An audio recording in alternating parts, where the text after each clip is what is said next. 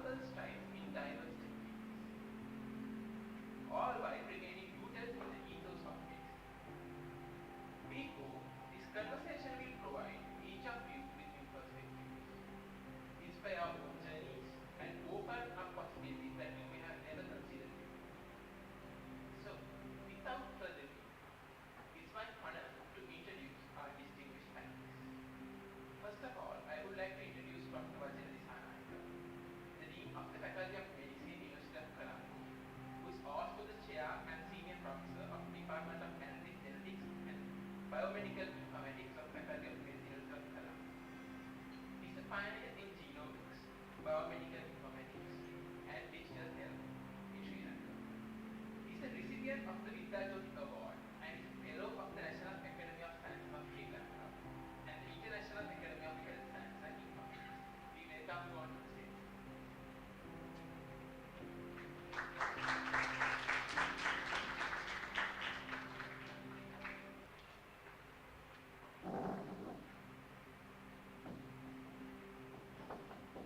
Next, I would like to introduce Professor Saroj Jayasinghe, Emeritus Professor of Medicine of the University of Colombo. He is the founding director of Melanie, renowned for his work in healthy within complex science and medical intelligence. He is a leader in integrating systems, thinking into medical education and holistic health policy. We welcome you.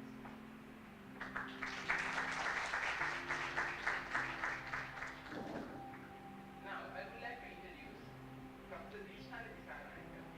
She is the professor and head of the Department of Physiology and also the founding director of Research Promotion and Facilitator Center at Faculty of Medicine, University of Colombo. She holds a PhD in Neuroscience from University of Nottingham, UK. Her main research focuses are on sensory processing in central nervous system, meditation, schizophrenia and mechanics, diabetic neuropathy, cognition and cause, and different models of CNS disorders. I welcome you all.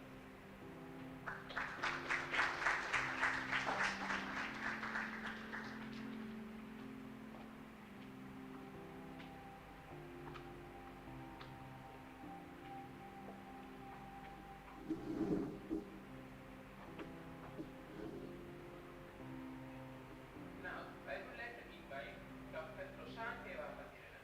He is a senior lecturer in health informatics and head of the Department of Medical Technology at Faculty of Medicine, University of Colombo. He is also a visiting lecturer and a member of the specialty board in biomedical informatics at the Postgraduate Institute of Medicine, University of Colombo. He is an expert in public health informatics and digital health systems. He is active in global source, open source initiatives and a recipient of multiple research.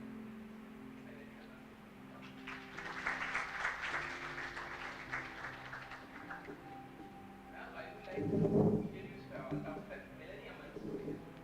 She is a consultant orthopedic surgeon and a PhD holder in hand and wrist biomechanics from Flinders University in Australia. She is a senior lecturer at University of Orthopedic, and she is also the Sri Lanka's first female orthopedic surgeon, recognized for her research in wrist biomechanics and surgical education. We warmly invite you.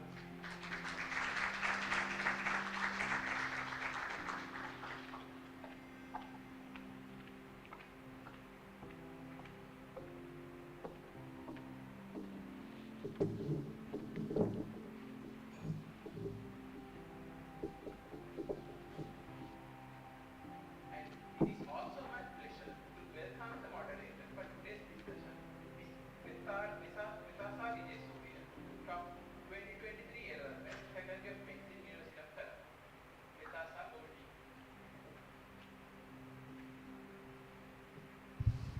Thank you. Good evening, everyone, and I warmly welcome you all again for this panel discussion. So let's start with brief introductions. Could each of you introduce yourself and share what your field is about? What initially drew you into this path? Professor Vajira, shall we start from you?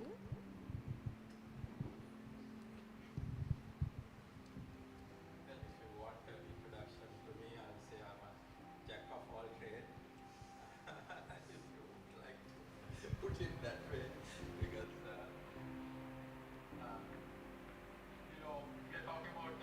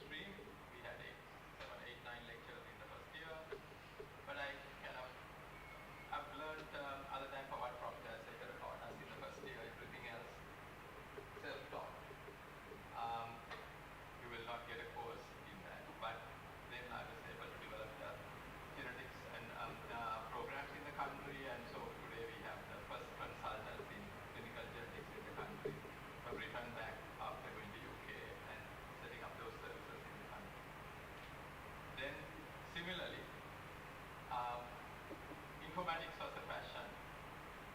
Soon after passing out from the faculty, we set up a medical informatics committee at the Sri Lanka Medical Association.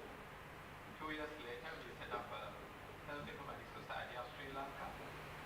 And 8 years later, then I went away to UK to do my genetics and came back. Nothing has really progressed. But I was really lucky.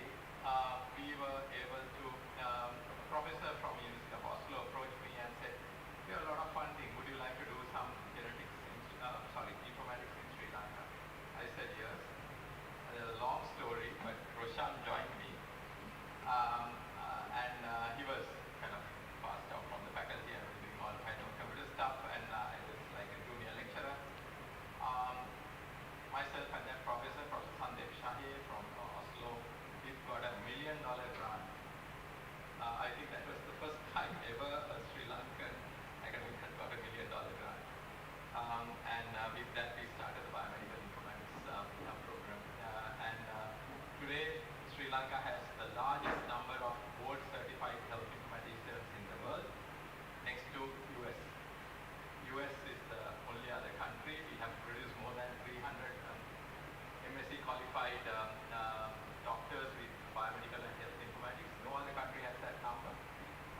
We have produced more than 75 with MDs, and out of them about 20 have now nearly 30 Roshan have gone on to become board certified consultants. And so these have all grown out of passion, not subject matter taught in medical school. And that's how this were developed. So, that's my story. And of course, the other story which I don't talk about too much is biomedical ethics. So when I came back in 2005, 2004-5 from UK, I realized if I'm here to develop genetics, we need to develop bioethics. And I took on that challenge and worked with our ethics committee, Prof. Nalaka. Mendis was a fantastic, he was the chair, I was the secretary. He told me, Vajira, you do what you has to be done. And then one day, is a story that you must make use of opportunities. One day on my table is an advertisement which says, UNESCO is offering fellowships. So one area was bioethics. So Prof. Nalaka's friend, Ridley, was at NIH in US. So I had got in touch with him previously through Prof. Nalaka, and I dropped an email to Ridley. So Ridley is the top bioethics guy in the world, like, Vajira Dissanayake, who is he? Like, so I write this email to Ridley and say, I want to come and do a fellowship with you. And Ridley sends me an email saying, okay, accept that, And then I put that application to UNESCO, and I'm called by the UNESCO commission in Sri Lanka. I went for the interview for the fellowship, and the Secretary General for UNESCO tells me, so I'm a little lecturer, tells me, Dr. Dissanayake, only people who apply for these fellowships are archaeologists. You are not an archaeologist. So we will see what we can do for you. A few months after that, I get a letter saying I want the fellowship. So I went to NIH, worked with a top team at NIH, a fantastic team. One person was a guy called Sikh Emmanuel. Sikh Emmanuel's brother became Ram Emmanuel, who became Barack Obama's top advisor at the White House. And Sikh Emmanuel went to the White House, and you know what he did? He wrote Obamacare. I don't know if you Google Obamacare and find out. As a result of Obamacare, 20 million people in US who didn't previously have free health care have it. That was the transformative change he made, and that's the kind of people we were got to associate with because of that fellowship. So you need to kind of make use of your opportunities. That's the message I have for you.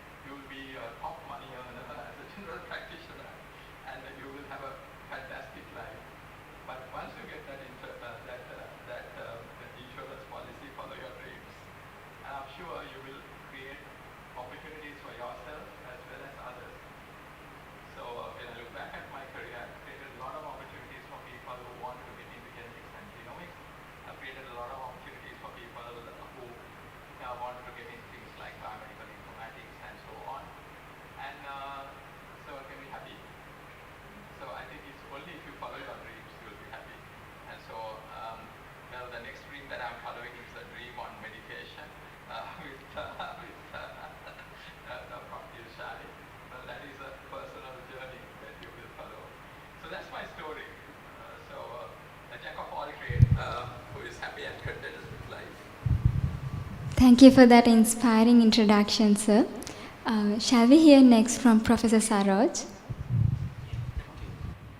Thank you very much. And I think it's a perfect backdrop to what I'm trying to say because the insurance, I also followed that insurance, but I was quite confused during that path. That's point number one. But there's an interesting anecdote. He mentioned about Professor Ryder Lee, and he mentioned about one of my mentors, that's Professor Nalaka. And this whole ethics program and the fellowship he went to, all that happened because Professor Nalaka met Professor Ryder Lee. And you know where they met him? Where he met Professor Ryder Lee? It was at the airport. It was an unscheduled meeting, right? Quite by chance. They were waiting for different routes actually.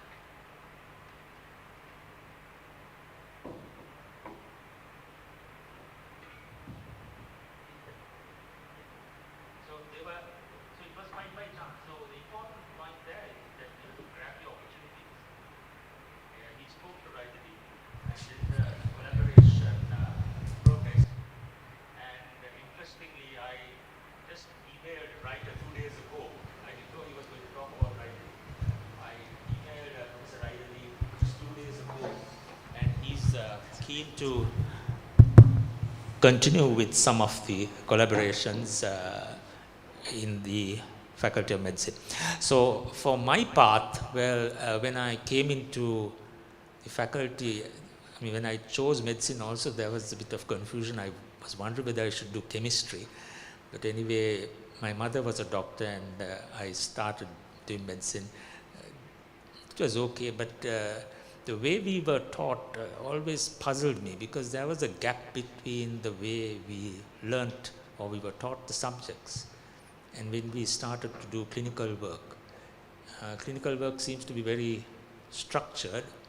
So you take the history, examination, but there is, how do we synthesize all this knowledge and get to a clinical diagnosis? It puzzled me. So I knew something was not very, there was a dissonance about medical education, and that's what helped me to embark on medical education. And it was again Prof. Nalaka Mendis who initiated that program, and we brought a curriculum change, and I think Vajira is thinking of another shift now with the digital ecosystem. At that stage, we shifted to a problem-based, system-oriented sort of curriculum, and that was very innovative. So that was one. But then when I started to work again, the way we were seeing patients, I worked in the Prof unit as a house officer as well as a registrar. Again, we seem to be looking at isolated problems in a patient. So you look at a patient who's admitted with chest pain and you're worried about the myocardial infarction and cardiac problems, but we seem to forget the other organs unless they fail. Certainly we didn't really think much about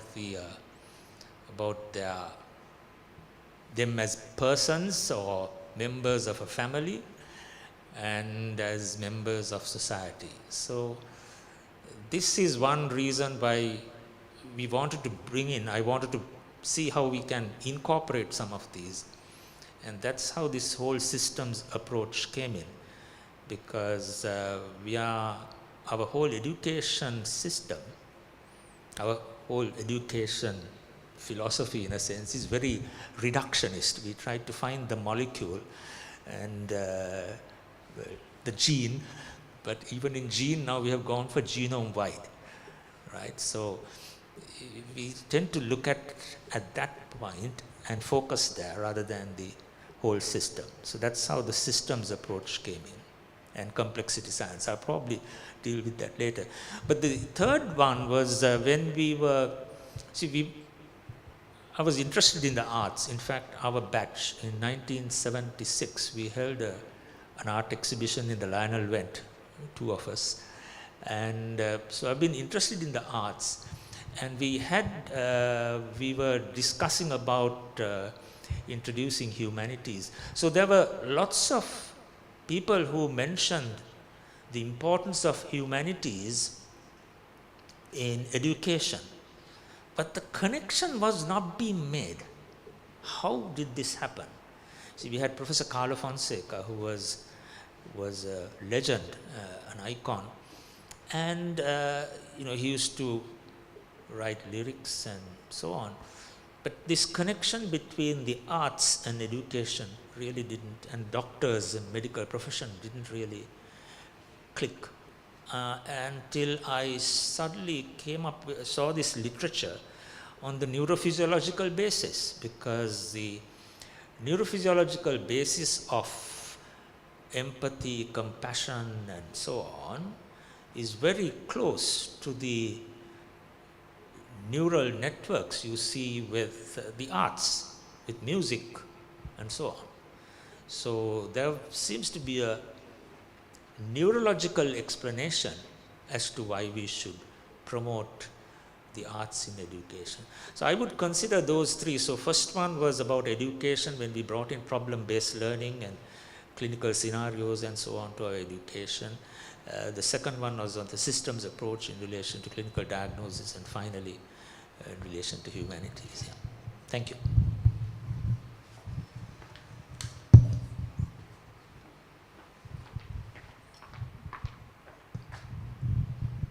Thank you for that interesting introduction, sir.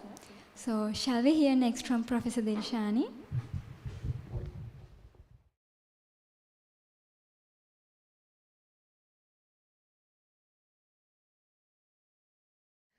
As a child and as a teenager, I had the opportunity, or I was fortunate enough to be surrounded by people, beautiful, caring people, but who had neuropsychiatric illnesses like schizophrenia, dementia. Since I was very close to them, I was able to see that beautiful person, caring person, still covered by the features, clinical features and behavioral changes. So for outside, they were completely different people. But for me, still I could see those people inside. So I had so many questions. Why is it occurring? I could still see that person inside, and is it just the brain, or whether there are some changes in the mind? And I could see, because I was with them most of the time when we treat them, I could see that they develop trust in the person who could see them, the one inside. And when we use neurochemicals, when we use chemicals to treat, the symptoms subsided. So I was thinking, okay, there are neurochemical pathways, neurotransmitter pathways, neuronal networks, which are affected, but it is not the only thing. So I had questions that I needed answers to. Then after entering medical faculty, I learned different names. I was able to put these things into different diseases and into boxes, but still I had those questions unanswered. And then I went to do my PhD in neurophysiology, where I tried to have models of schizophrenia, because I got quite interested in schizophrenia. And then I tried modeling pharmacologically, neurophysiologically, and I tried different new neuronal pathways to see whether we could find a cure. Because schizophrenia is still, we don't have a cure. And when I became a lecturer also, I came across very clever, nice students who have got this illness, and then they change.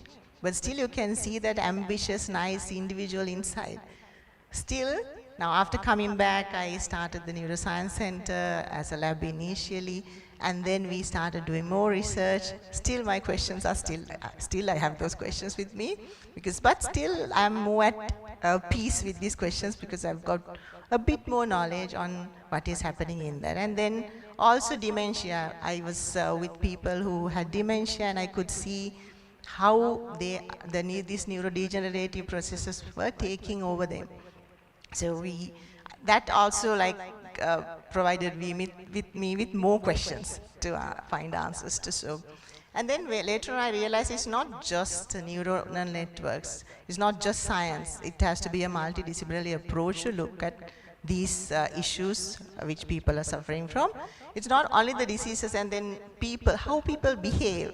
And I was interested in attention, how people maintain attention, and how all these things kind of interested me, and so I went into research. So it's mainly interest and the desire to find answers based on personal experiences. So that becomes much stronger because you have this inner need to find answers, and then that motivates you. And then we started this science plus humanities education. So we just not science only. We have to, when we want to find answers, I realized that we have to have a multidisciplinary approach. So that was, we were fortunate enough to get funding for all these, and for the meditation project, we are having this multidisciplinary approach where we look at everything, not just science, neurons, but we look at everything which can determine abnormalities as well as changes in neuronal networks, brain and behavior. So I think that is the origin, and that's what I have done so far.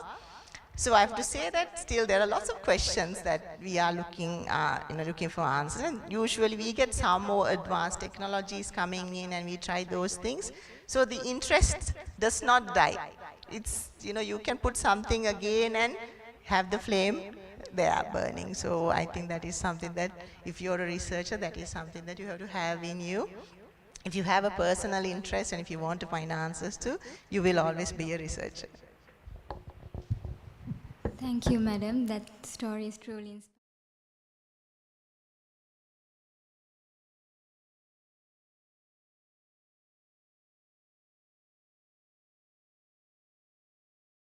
Involved. If I go back to the very beginning, when I was doing my A-levels, I was really interested in physics. That was my favorite subject. And then, as a student who does biology stream, there was no way to pursue something along the side of physics, because then I had to do a BSc degree, and there was no way in the government sector that you can do masters in physics or PhD there. So actually I entered medical faculty, and finished my medical education and then the internship. And when I was selecting my postgraduates, I started sort of building up on my passion, so orthopedic surgery. So it helped me to apply the principles of physics to a certain extent.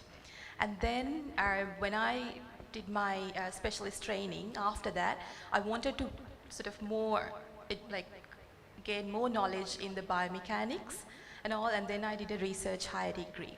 And I think the same story as both Professor Vajira Dissanayake and Professor Dilshani mentioned, it's the passion, the inner need for knowledge, and also grabbing all these opportunities. That's why I'm here, and I'm now working as a senior lecturer in medical technology, teaching both medical and engineering students, and I think I find it so fulfilling to give away what I've gained through that journey, and that's why I'm here and who I am. Thanks. Thank you for that amazing introduction, madam. So shall we hear now from Dr. Rohan? Yes, thank you. So I think there's a lot of similarities everyone's speaking. So even in my school days, my favorite subject was physics, and I studied physics with applied mathematics books, and so my maths section friends were very kind of angry with me, biology guy, with applied maths things. Anyway, like in the medical school, I learned that maybe I took it very wrong, perhaps. Medicine is a kind of very routine, and it's not for me, going into the wards in the morning and attending to clinical things and coming after 4. So that was kind of less challenging, and even I applied for Sri Lanka Army. But I was not taken to do military medicine. But I was not taken in because I was in IBS curriculum, and their selection process was to the all curriculums. So anyway, towards my final years, my brother was in university, is doing engineering, and then I found all these his computer science books, and I started reading, and I found this computer programming is very fascinating. So I self-taught Java and everything, and then I was a little confused which way to go, and then I don't know whether Prof. Vajira remembers that 2000, I think 3 or 4. I came and asked whether I should go in this software side or whether I should go in bioinformatics side, because those days there was a very famous bioinformatics, some of the Indian institutes in Sri Lanka as well. So he took one foot out of this old human genetic unit and say, don't do bioinformatics. So I didn't do bioinformatics. So, but then my challenges were to go into this IT, and then at that time only Moroto had MSc programs, and then I applied, and actually I had to submit a kind of a supervised referee report to confirm that I will continue, because I am from the medical background. So Prof. Shamfaran was very kind. He wrote 2-page very detailed convincing letter that this guy will continue the MSc in Moroto. And somehow I started doing that, and then actually I work as a senior software engineer in one of this, you know, this company WSO2, and it has an extension called Lanka Software Foundation. Those is working on this Sahana project and some of this biosensing kind of a things. And then I again met Prof. Vajira, because he is about to start this MSc program, the Norwegian funded one. So I came to ask him whether I can get a PhD opportunity. He said, no, you just join with me and start the program, and then we can consider kind of. So I just dropped that job at WSO2 and joined PGI.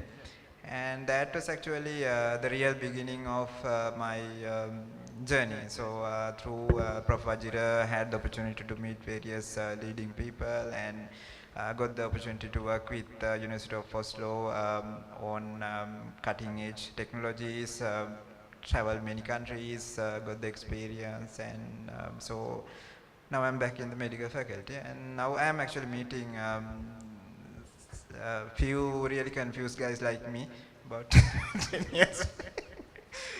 Thank you. Thank you for that introduction, sir. It's already clear how diverse and dynamic your paths have been. So now let's hear a little more personally. What are the most exciting or meaningful projects you've been a part of in your career so far? Shall we again start with Professor Vajira? Okay, everything has been.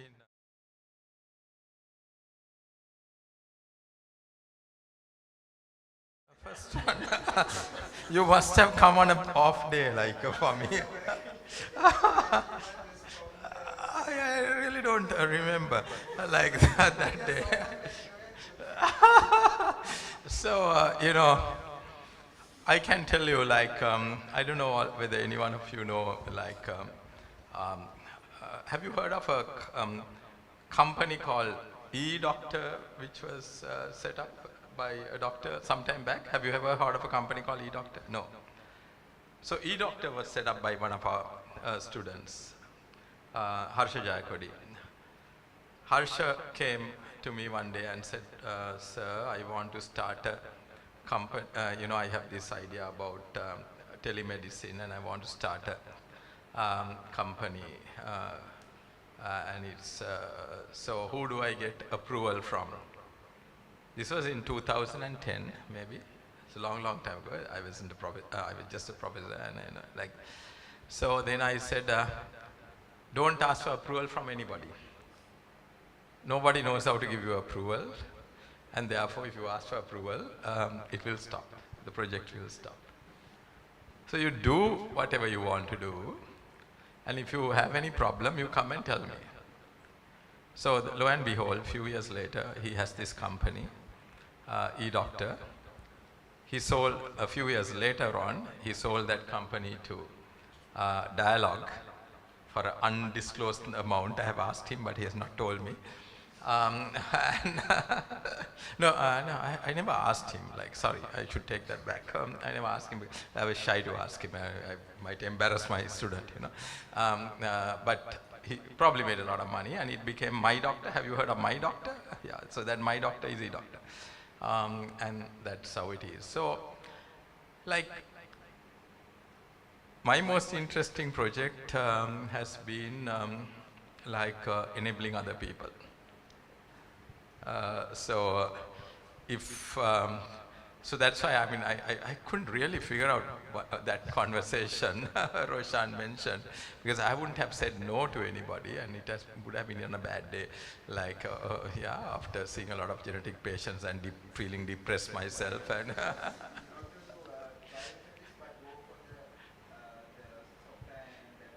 all right, okay, yeah, maybe I gave him a little bit of more qualified advice. Yeah, but today bioinformatics is the thing.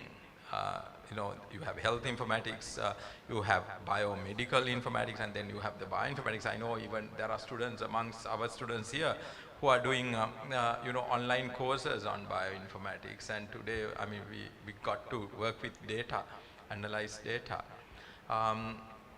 But again, coming back to the most interesting project for myself, probably would, you know, again to try to conceptualize everything that I have done in my life is, you know, probably taking leadership positions. You know, from the day I was a little child, I was the monitor in the class. So I was always the monitor, like, you know. I can never, like, look back at my life and think of a day that I wasn't the monitor.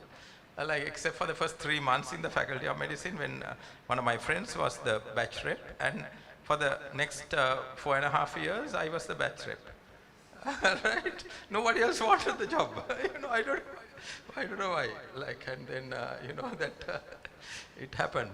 So, like, you know, taking up leadership position and doing, you know, interesting things has been, you know, my passion, and I have actually liked that, and I don't think I've ever tried to block people or anything like that. But I must, you know, I make sure that people follow rules, and if people are not following rules, I will tell them you are not following rules. But beyond that, I will not, you know, block anybody. I'll try to enable people. And so when I wanted to be dean, when people asked me, why do you want to be dean? I said, I want to be dean to enable people, to help people. And that's what I, you know, want to do. And so that might bring you to the question, what is my next project? So next project is, you know, actually try to look after myself a little bit more, and take a break, and I think a bit, like, because you need that also, and you can't keep on working. I think, you know, the way I work, I don't think, I think people ask me, you know, you're doing this, you're doing that, you're doing another thing. But I've worked for the last 21 years without any sabbatical, so I'm planning to take that sabbatical and, well, do some interesting stuff. That's what I want to do. So, yes, so I mean, I really enjoy, you know, helping other people to do things, newer things. And of course, I think Roshan, from the point of view of the biomedical and health informatics program, that, I mean, Roshan can take equal credit to, you know, people credit me, but Roshan can take the similar credit. So I think when we started 2018, you know, the master's program had 138 applicants. The course at PGIM, the master's program, which had the largest number of applicants. Why do medical people want to do informatics? Was the question that was asked, right? So really, that's a question that for which I didn't have an answer, but the fact that a lot of people want to kind of follow their passion, do innovative things and so on, and we had to recognize that. University is not a tutory which is producing single-minded people to go and do a job. Right? That is a craft. So that is what will happen in a trade school, isn't it, sir? That's what is called tradesmanship. So you are not a tradesman trained to, paint a wall or, fix a tap or something like that. So if what I have done is anything, any lesson for you, the lesson is to say, follow your passions. You can really, and when you have multiple things, sometimes you get to blocks. And then when you get to a block, you can stop that and do other things. And when the block goes away, you can come back to what you're doing and follow that also. So multiple pathways, doing different things, enabling people, and that has been my interesting kind of project, as it were. And I'm happy to have been doing that throughout my life, and I hope I'll be able to continue to do that in the future as well in some sort of form.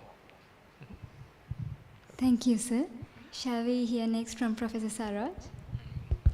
Thank you. Yes. So I think you're hearing two main themes. One is the insurance. We've all had some insurance, and then we've allowed our curiosity and the passion to we follow the passion. So you're taking certain risks, but I think that's very important. And diversity of ideas is crucial. And here is a person who was the monitor throughout. Here is a maverick who didn't want to be a monitor because I just couldn't handle it. So we have different styles of doing things, and you all have to find which area you're comfortable with. Right? So some time ago I decided, no, I'm not going to take on the post of SLMA. You can remember, I went up to secretary level and then gave up most of the things. I'm still active in these associations and so on, but I find it difficult when I take too much of responsibility for my curiosity. I don't want to mess around with that curiosity. So that's something, if you ask me what was my personal main challenge, I think it's on system science and complexity, because that's where I've put a lot of thought into, and I tell you briefly later on what I mean by it. But so I've looked at systems and how systems can explain from the human body to population health to looking at inequalities and planetary health, and how it can incorporate a global view about science and so on. Yeah. Thank you. Thank you for sharing that, sir. Shall we hear next from Professor Dilshani?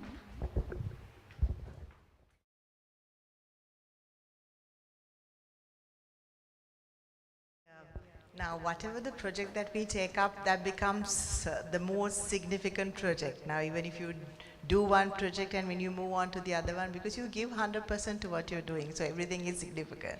So I think the one that I started with was the project on schizophrenia. That actually gave me a lot of research skills. And I also had exposure to world-renowned scientists abroad. So I got two offers, one from Oxford to do brain mapping on animals, and the other one was on selective attention, where later on there'll be modeling on schizophrenia. So I had this dilemma whether to go to Oxford, then I will have that in my CV that I have a PhD from Oxford, but here the project that I've been waiting for in Nottingham. So then I went to Nottingham. But then the people were saying, you have not been advised well, you don't know what to do, you have just gone with your desire to find answers. So I realized that that has happened to others, but my pathway I selected with confidence. But there are others in the faculty, the postgraduate students, academics who will need support. So one significant project was that PhD project on schizophrenia, and then when I came back, I think one of the most significant projects was to establish this research promotion and facilitation center with the support of all the senior academics, so that there is a support structure to support academics who need support, who need advice. So now that has evolved mainly with support of Professor Vajira Dissanayake into a bigger center, which is the Center for Research, Development and Innovation, and all of you can get support from there. So I think that is also a major project. And establishing a neuroscience center at the Department of Physiology was also a major breakthrough, because that has influenced other academics also to establish centers. And then the meditation project, that is also a major project that got funding and attraction from scientists and also from other sectors in the community. And with that funding, we established other research centers also. So that was a significant project which is closer to me. So with that also there are interesting other outcomes, like the course, certificate course for postgraduate research, which all of you can follow. Because we teach you basic research skills after you get your degree. That insurance, that should be there. After you get that insurance only, you can join that course and learn how to do research, where we teach you about research methodology as well as ethical and moral conduct of research. And we have also introduced an interesting course, a free course with funding from Reiki Foundation. I'm also very happy with that one.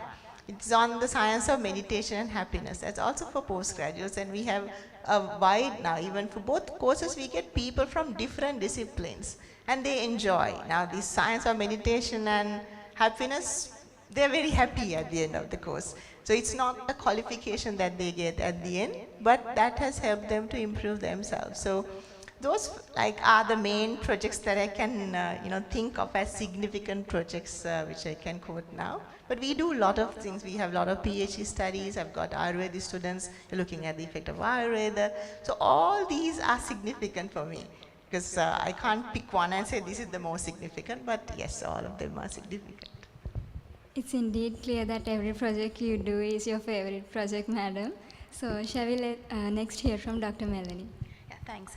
So I think my experience is very limited compared to the panel. So I only have 6 years experience as an orthopedic surgeon since me qualifying as a surgeon, and then I'm 2 years into my completion of PhD. So I'm an early career researcher still. So I don't have a lot of experience to talk about it. But one thing that I can tell you is the most meaningful project can be one. It can be impactful. It can also be meaningful to you personally. So talking about the impact, I haven't invented a wheel. I haven't done something massively impactful in the grand scheme of things. But I did, when I was doing my PhD, the challenges I had to go through, things I had to work from scratch, and the transformation that I've undergone, and being able to give that back to my junior colleagues is the most meaningful thing to me. So for example, it was a time when orthopedic surgery was moving into a lot of dynamic imaging. So as you know, in Sri Lanka, we do a lot of MRIs, CT scans, X-rays, ultrasound scans, but now a lot of countries are moving into this dynamic MRI, dynamic CT, because you can actually see a joint or a bone when it's actually functioning. So from 2014, a lot of orthopedic surgeons were doing dynamic imaging, but they were not objectified. So you look at the scaphoid and the lunate and say, okay, wow, that's a massive gap, you can run a bus through that. But they were not actually quantifying that. So that was my project. So there was no project when I started. There was no funding. There was no PhD position as such. So I worked with my supervisor and created a project, attracted funding, and had to learn engineering from scratch. I had to sit in BSc engineering lectures with the undergraduates at Flinders to learn some of the mathematical. I had to take up whole modules. I had to do coding myself because this was a very niche field back then at 2018 when I started. So, and presenting. So I was just an average medical student, not an average orthopedic surgeon from Sri Lanka. I mean, they would see me just as an Indian woman who is not very well spoken, I would say, who is not very trained to present. And during this journey, I started negotiating with radiologists, radiographers, engineers, and people who would fund the project, and international collaborators who are also interested in the project. And that has transformed me massively over that 3 to 4 years, and like became a different person. And the most meaningful thing to me is now at Moratour, what I'm doing is I'm trying to we've started the postgraduate work, masters by research and PhDs. So I just wanted to give that back to the junior colleagues. And that, of course, is the most meaningful project in my life at the moment. Thank you for sharing that, madam. Shall we hear next from Dr. Roshan? Yes, so it's basically not one project, but through this health informatics I got the enough challenges. I think Prof. Vajira might be feeling bad saying no to doing bioinformatics, but I think that was the most important advice I got, because I even tasted the military medicine, even in the places like I got a chance to work with Iran, Pakistan, mostly Pakistan. We were traveling in armored cars, any time can be blasted kind of situation. So I get enough exciting opportunities. Last 1 year, I was in all the Pacific Islands implementing different systems. So basically, informatics, this health informatics at the field level is very interesting. Another project actually, again, one of the initiative Prof. Vajira started, we were working with offshore R&D team for one of the multinational drug company, and there we learn we can do anything even in low resource settings. We developed our own sensors and venture into, and even got a few US patents as well. So that actually Prof. Dilshani was kind enough to let us initiate the similar thing for you also. So we'll be inviting any of you who's having any idea, would like to maybe in the elective projects kind of things, come team up with us. And as Prof. Vajira mentioned, university is not only just producing the crew to Ministry of Health. So if you have any innovative idea, any crazy idea, just communicate, and maybe we can, good ideas we can incubate. Actually, in last few years, there were a few students, they were now in different places as well. So there are a lot of opportunities and very interesting, so doing very non-routine things. So just team up. Thank you. Thank you for sharing that, sir. Those inspiring introductions truly set the powerful tone for this discussion. So with that, let's move on to the next segment. Here we deep dive with questions tailored to each of your specialities. And as a brief beginning, we'll first watch a short video.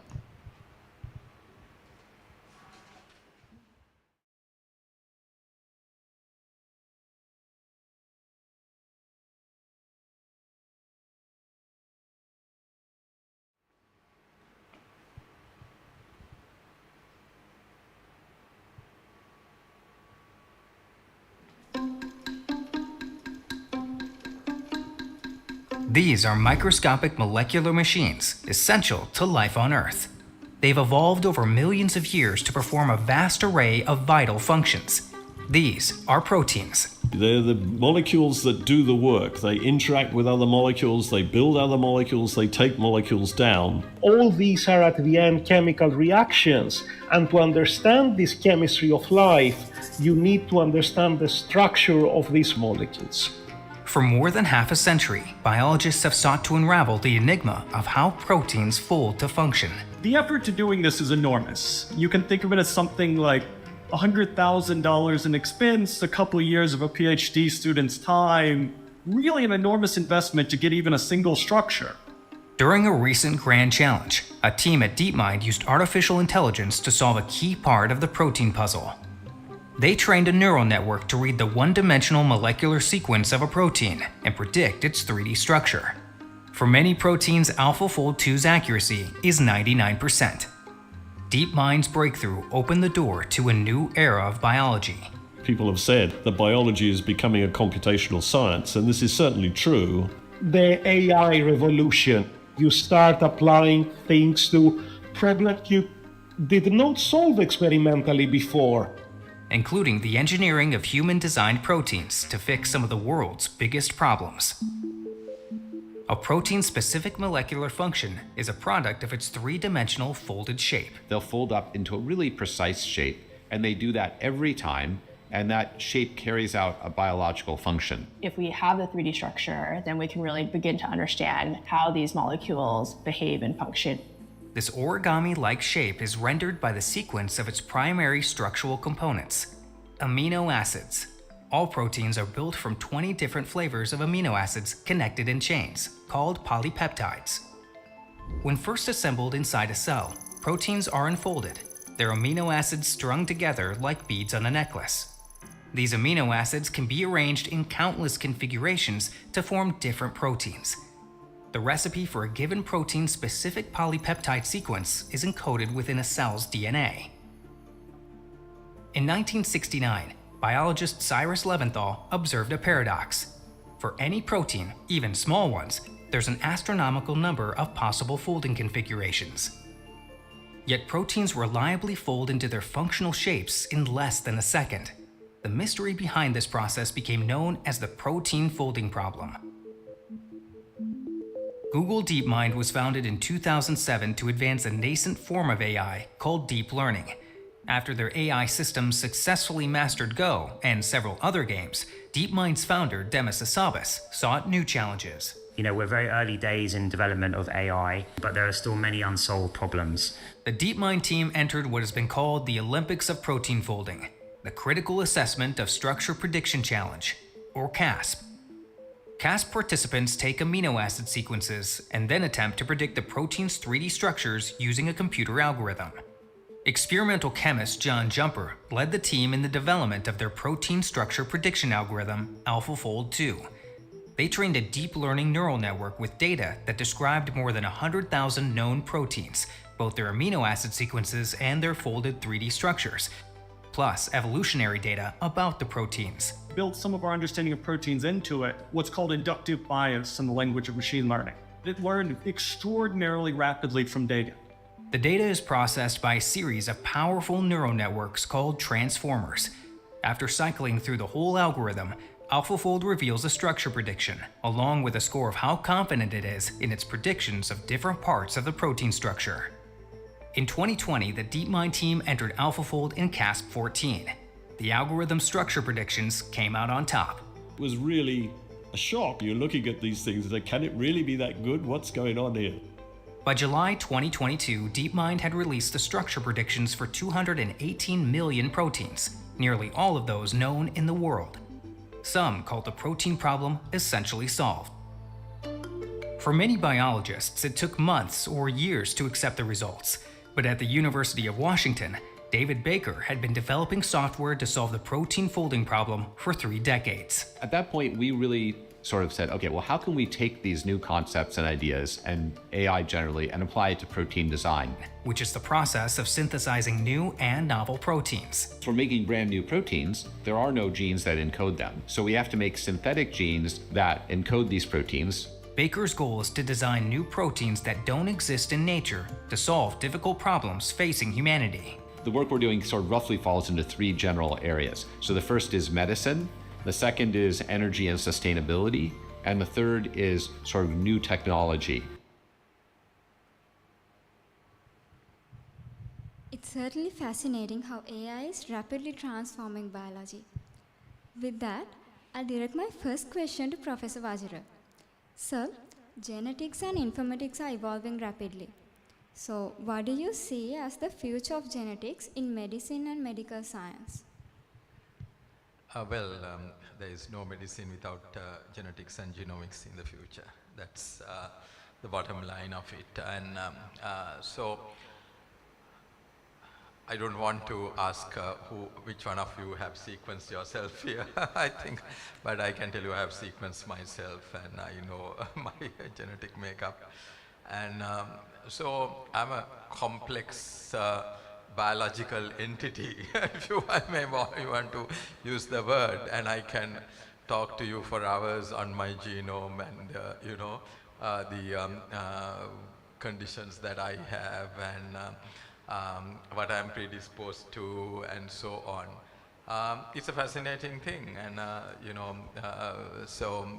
like I don't want to start open that can of worms now, but another day I can give you a talk on that.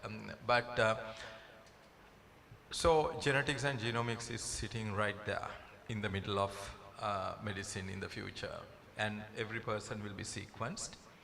You will, all of you before you die will have to get yourself sequenced, and will have your sequence, and that sequence will inform what you are predisposed to, what conditions you are predisposed to, as well as if and when you develop a condition, what that condition is, if it is not a condition for which you are predisposed to, but if something throws up, what the molecular level diagnosis of that is, and then it will also predict the treatment that you should be having, and the outcomes of those treatments.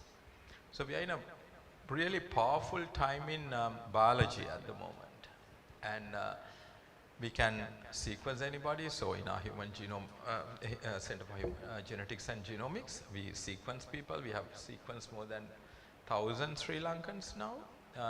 We have the machines to sequence, but its supply chain is not properly set up. So we send the samples abroad and get it sequenced. And when the sequence comes, we analyze it ourselves. We have our in-house bioinformatician who does that.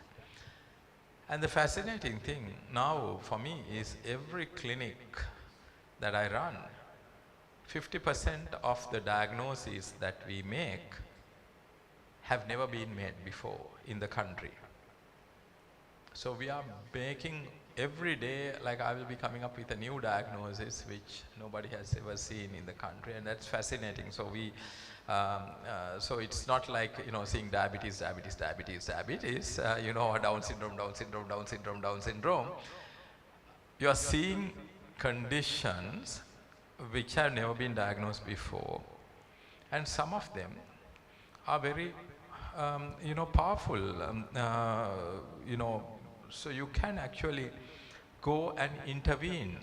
And so let me tell you a few examples from my last clinic the other day.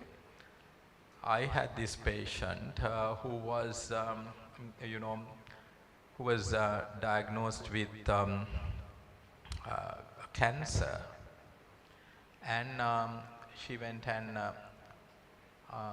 so somebody told her you should have a genomic test, and she was actually married to a foreigner, and they went to Japan.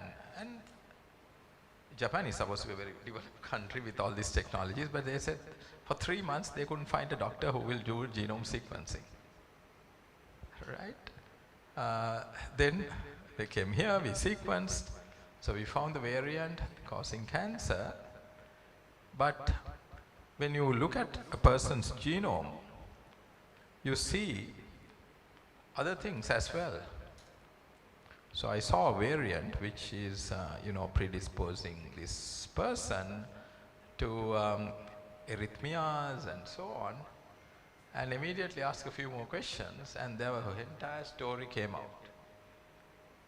And so this patient is predisposed to a sudden cardiac death, and now we have that information in our hands, and that person can now actually have a cardiac pacemaker and defibrillator inserted, so that you will prevent that catastrophic event occurring when it occurs, or if it occurs.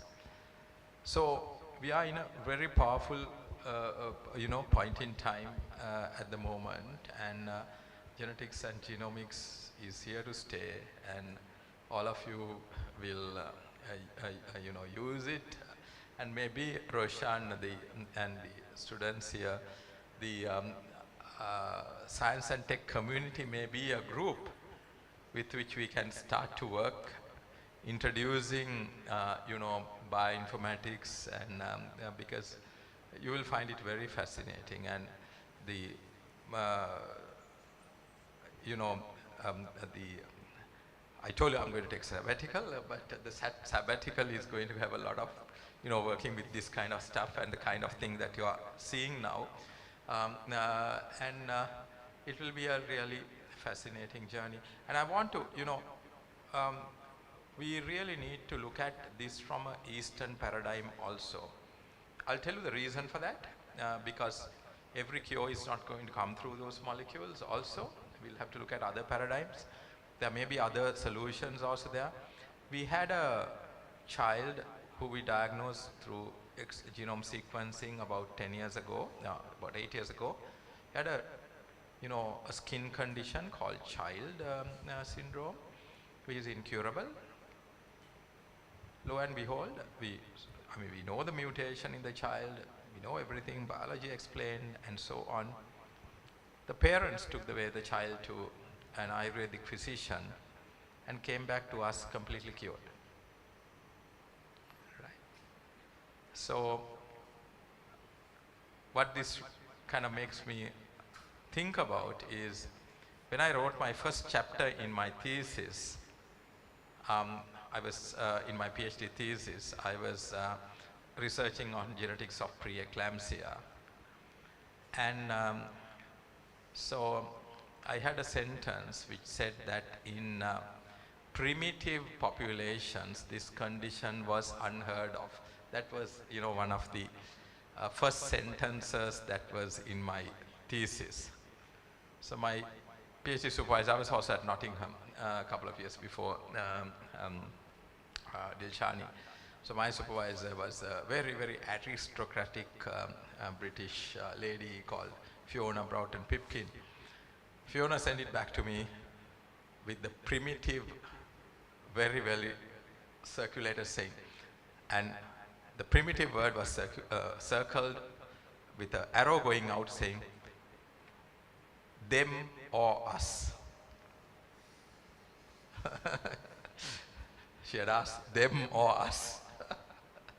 So when I saw this case, right, and we had made the diagnosis, genetic diagnosis, we had no cure, and parents take away this person to Veda Mahatya in Ritigala and return back completely cured. So, you know, so we are sitting on a gold mine sitting here, and we need to really, you know, look at that. How do we, you know, join everything? And of course, the other thing that we are working on now is, let's forget about meditation and everything and say cognition, right? That's what we are really looking at. And how cognition impacts all these molecules. And there's a lot of data on that. How does cognition, you know, impact all these molecules? Can we actually program the brain to really go and do something different and really bring about structural changes? The final thing that I want to tell you is linking all of this up. When we started doing all this meditation work and so on, Dilshani will remember the first visit that we got was from the head of US Naval Research Command for Asia Pacific, based in Singapore. The head of US Naval Research Command in Singapore, right? He came to my office 2 or 3 years ago now, and he was actually, the link was made by Professor Nadira Karunavira. You may have, she has been on sabbatical for a long time, but you may have really learned from her, some of you. So he said, Professor, the world is in a mess.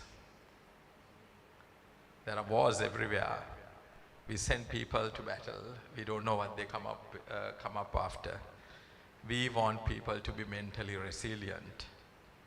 And if you are doing anything that can keep people mentally resilient with your meditation work, we will be the first to support you and fund you and make sure that that works. So there is a lot, while we look at the Western sciences as it were, there's also another, dimension here. And sitting here in Sri Lanka in the crossroads of, the East and the West, we should be, in my view, looking at a merger of these and looking at creating a different paradigm. And to me, that is what will make us a developed country in 2050. Not going behind money, right? Because we are failing in that, going behind money miserably. So we need to create a different paradigm in knowledge, knowledge creation, and what we should be doing, and that is what we should all be aiming for. And so I think I've given you a long answer. Genetics will be at the core, but linking that with our knowledge systems, looking at cognition, metacognition, and the traditional knowledge systems and linking them up is so very important. I will stop by telling you one reason why I'm telling you this. So we are all talking about personalized medicine. Personalized medicine was practiced by the traditional medical system of Sri Lanka.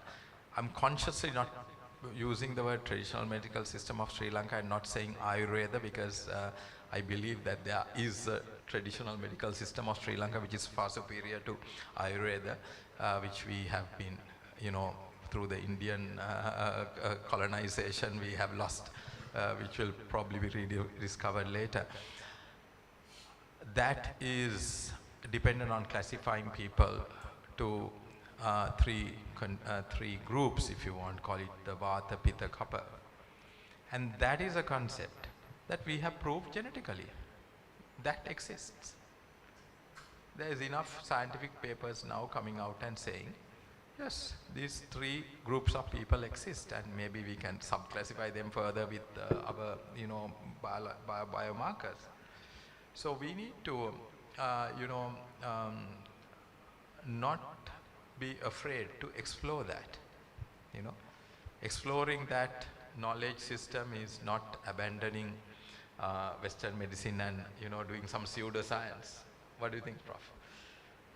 It is actually rediscovering what we are and what we were, and linking up those knowledge systems. And to do that, you really need to relate to what is going on. So, and really, there's a lot to do going forward, and I hope that we will be able to bring that merger between the new knowledge systems and the ancient knowledge systems, and also the cognition, metacognition aspects, and you create a new form of knowledge system, and the Faculty of Medicine, University of Colombo in the future can be known for that. That's my wish for the future for the faculty. Thank you for sharing those valuable insights, sir. So let's watch another short video before moving on with questions.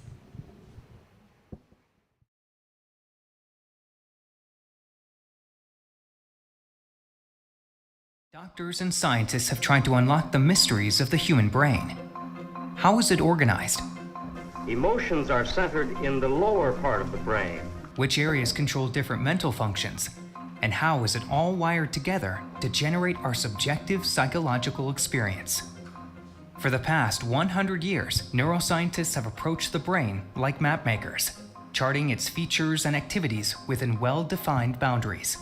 The prefrontal cortex is celebrated as the seat of rationality. The motor cortex plans and coordinates movement. The somatosensory cortex and parietal lobes control our perception of the physical world. The temporal lobes process memories, language, and emotion. The occipital lobe processes and integrates visual information, and the cerebellum helps execute our body's motor commands. Scientists have looked at the brain through the lens of our beliefs about what it means to be human.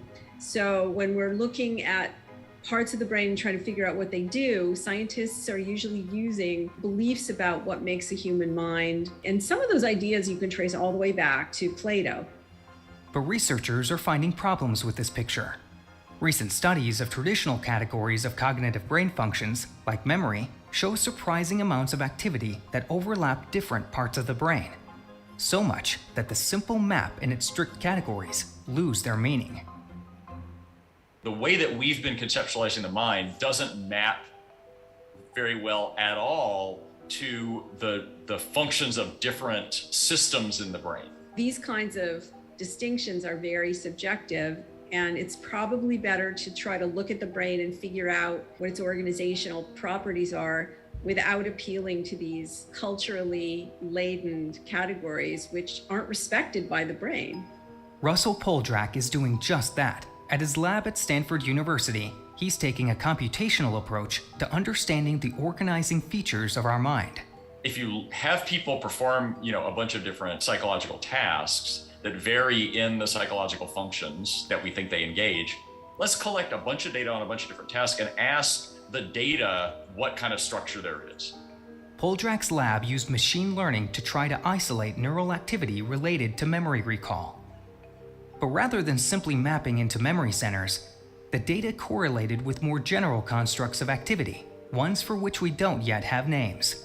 What that has shown us in some cases is that things that we might have thought were measuring the same thing really don't seem to be measuring the same thing at all. I think we need to fundamentally rethink how we conceptualize the functions of the brain. Within neuroscience, there's I think a broad agreement that the brain is a computational machine, and we need to understand what the computations are that it's doing, and that we should be able to ultimately understand psychological function in terms of those computations. Part of the challenge here is we don't really even have a good language for describing those computations other than math. So it raises essentially a question of whether we're going to end up with models of the brain that are really good at predicting activity of the brain, but that we can't sort of give human understandable explanations to. Deep in the jungle. That video captured how computational models are beginning to mirror brain function.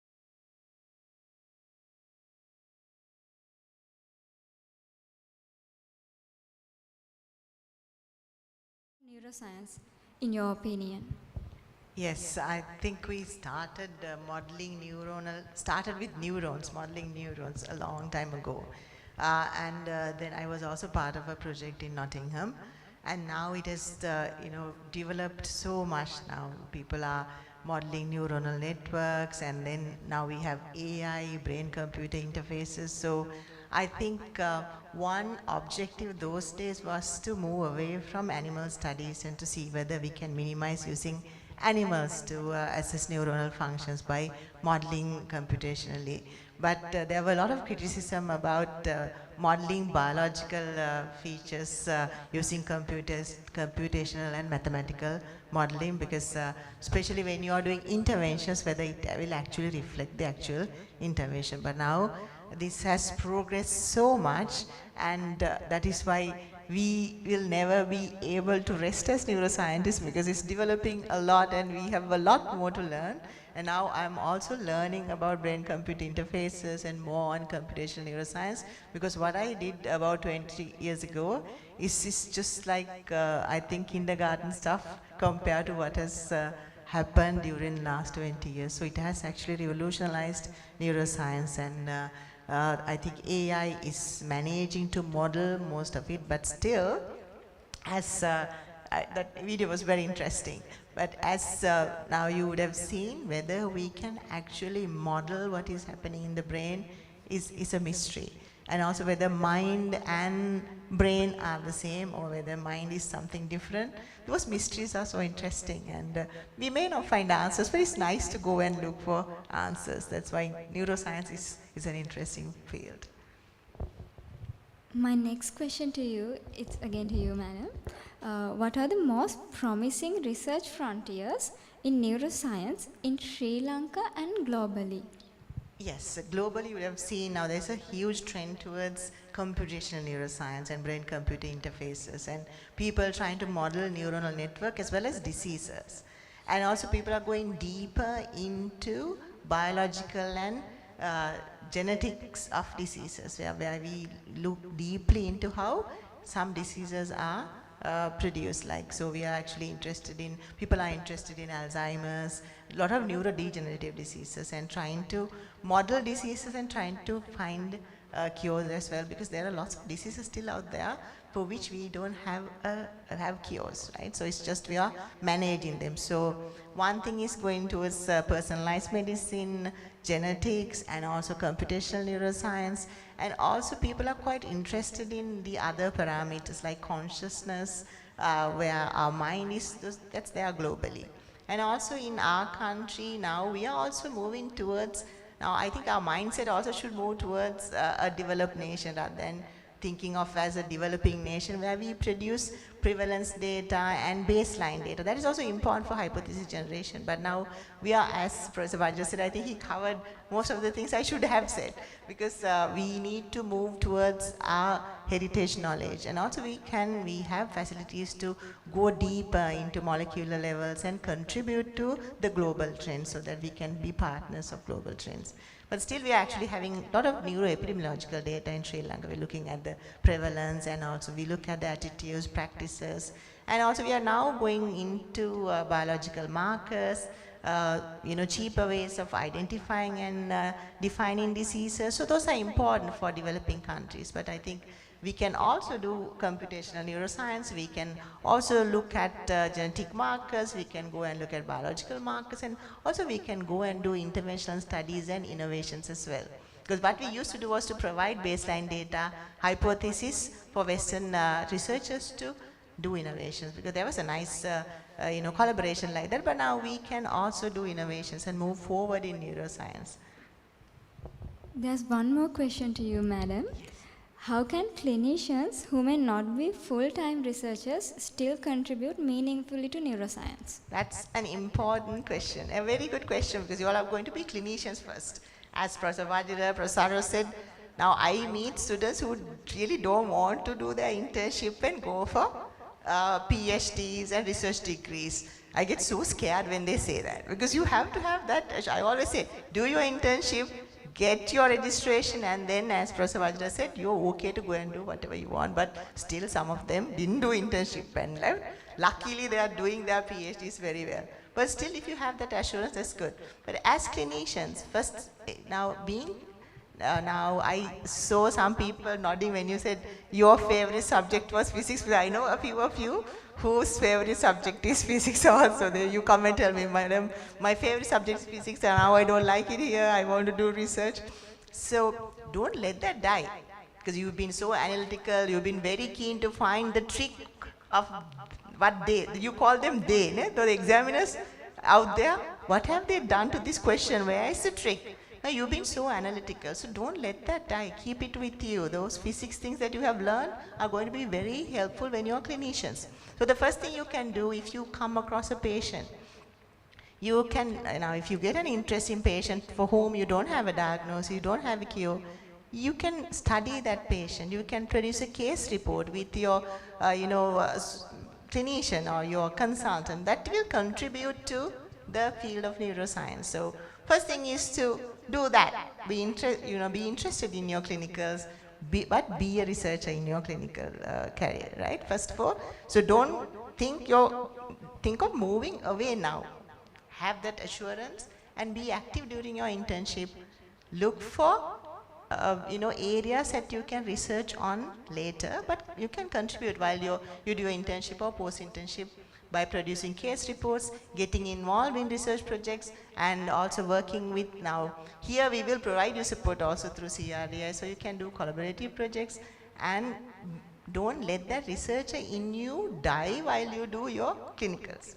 Have that researcher, always wake that researcher up, right, and be active. And all the clinicians who are right now quite well settled, they can also contribute by collaborating, providing data. And even in our country, we don't have lot of registries of diseases, so we can start doing those in neuroscience, especially neurological diseases. Those are the things that we can start by contributing. And then also, all of you, if you can contribute as an investigator or a collaborator by providing data and getting involved in research activities, something that you would like to get involved in, not just because you want to do research, something that you should be passionate about. That's how the clinicians can contribute. Thank you for sharing those valuable thoughts, madam. And I'll be directing the next question to Professor Saroj.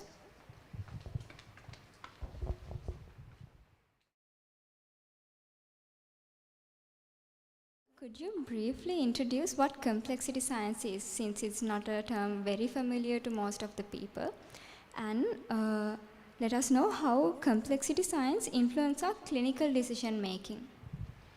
Right, okay, thanks. So if you are to look at complexity science, we have first got to understand what we mean by systems, because complex systems, right? And the simple analogy is to look at flocks of birds. You have seen flocks of birds who are going, right? And none of the birds know individually where they are going. They don't know. But the flock of birds will have a different shape and move around in different directions, and they do that by having simple rules between them. So you keep a certain distance between the birds. As to who really takes that path, there is no person, there is no single bird.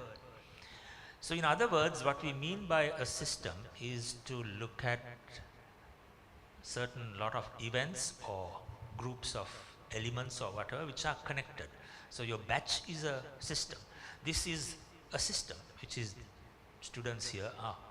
They are able to communicate, and you are interested in a particular goal that's about research, and you're functioning as a system.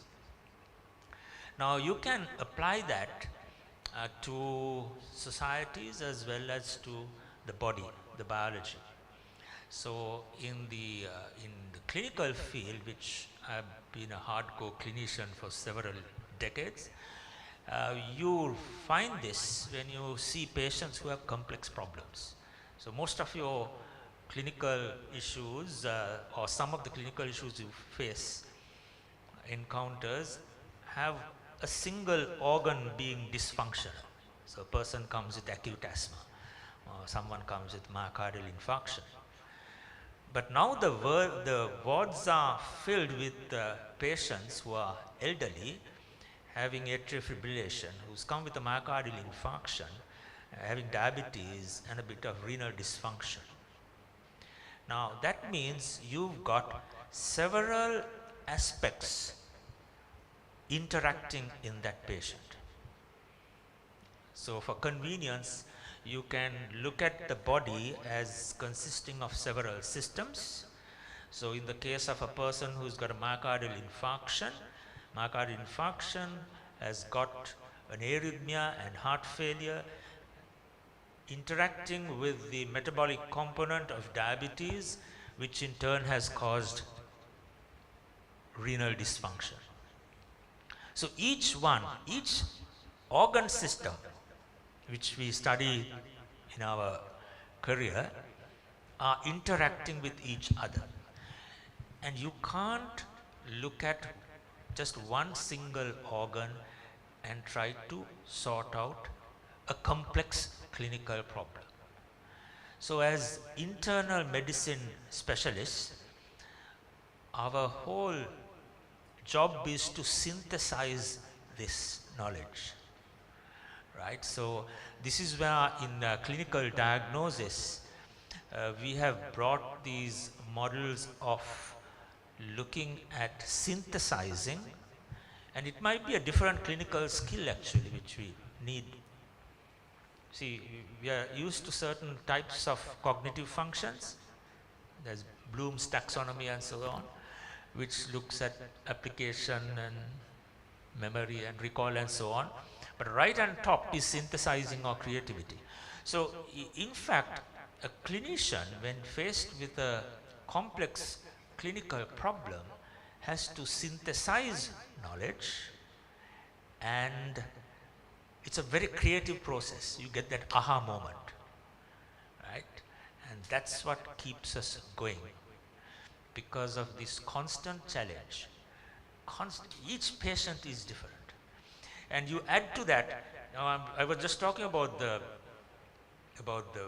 body systems, but you add to that the person's social situation, the emotional situation, right? And this is where, when you look at the system in a wider context, you have to bring in the emotions, the social system, and so on, which were part of the thinking of the traditional medical practitioners. They looked at, in fact, they would look at the time of the day, then they would look at the astrological aspects, they would look at the season, they would look at the predisposition, Vata, Pitta, and so on, and then arrive at a diagnosis. So in the Eastern knowledge systems, certainly the traditional knowledge systems, I see we have a situation where you're looking at things from a more systems perspective.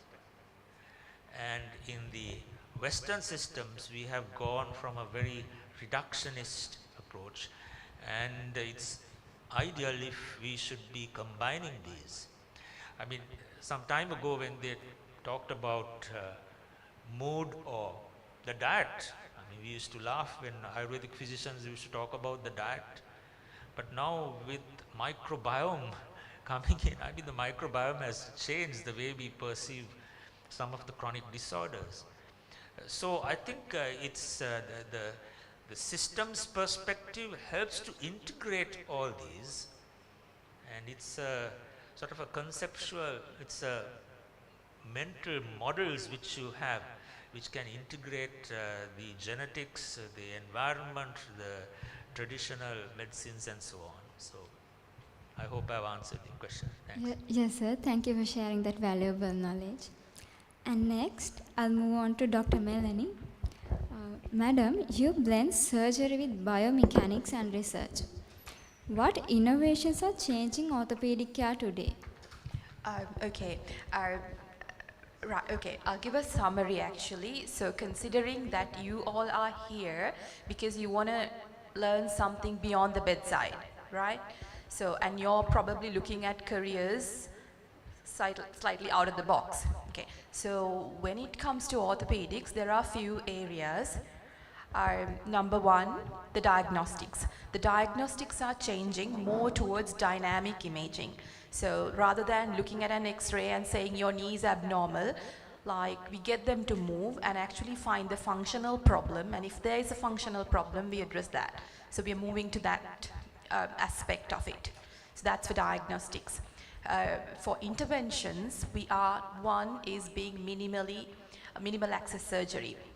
So minimal access surgery is not about a fancy little cut, but when you introduce a nano camera into the wrist joint, which we do here in Sri Lanka, so when you introduce a tiny camera into the wrist joint with like a 2mm cut, you can see the entire wrist joint. It's not about the size of the cut, but being able to visualize all the like 47 ligaments of the wrist with that little cut. So it's more minimal access.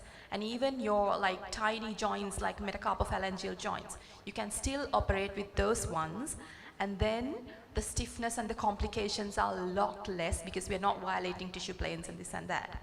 So that's minimal access, and there is like innovations, and there is further research going into this fields, how to optimize. Third is personalized medicine, custom implants, and customized like implants and instruments even.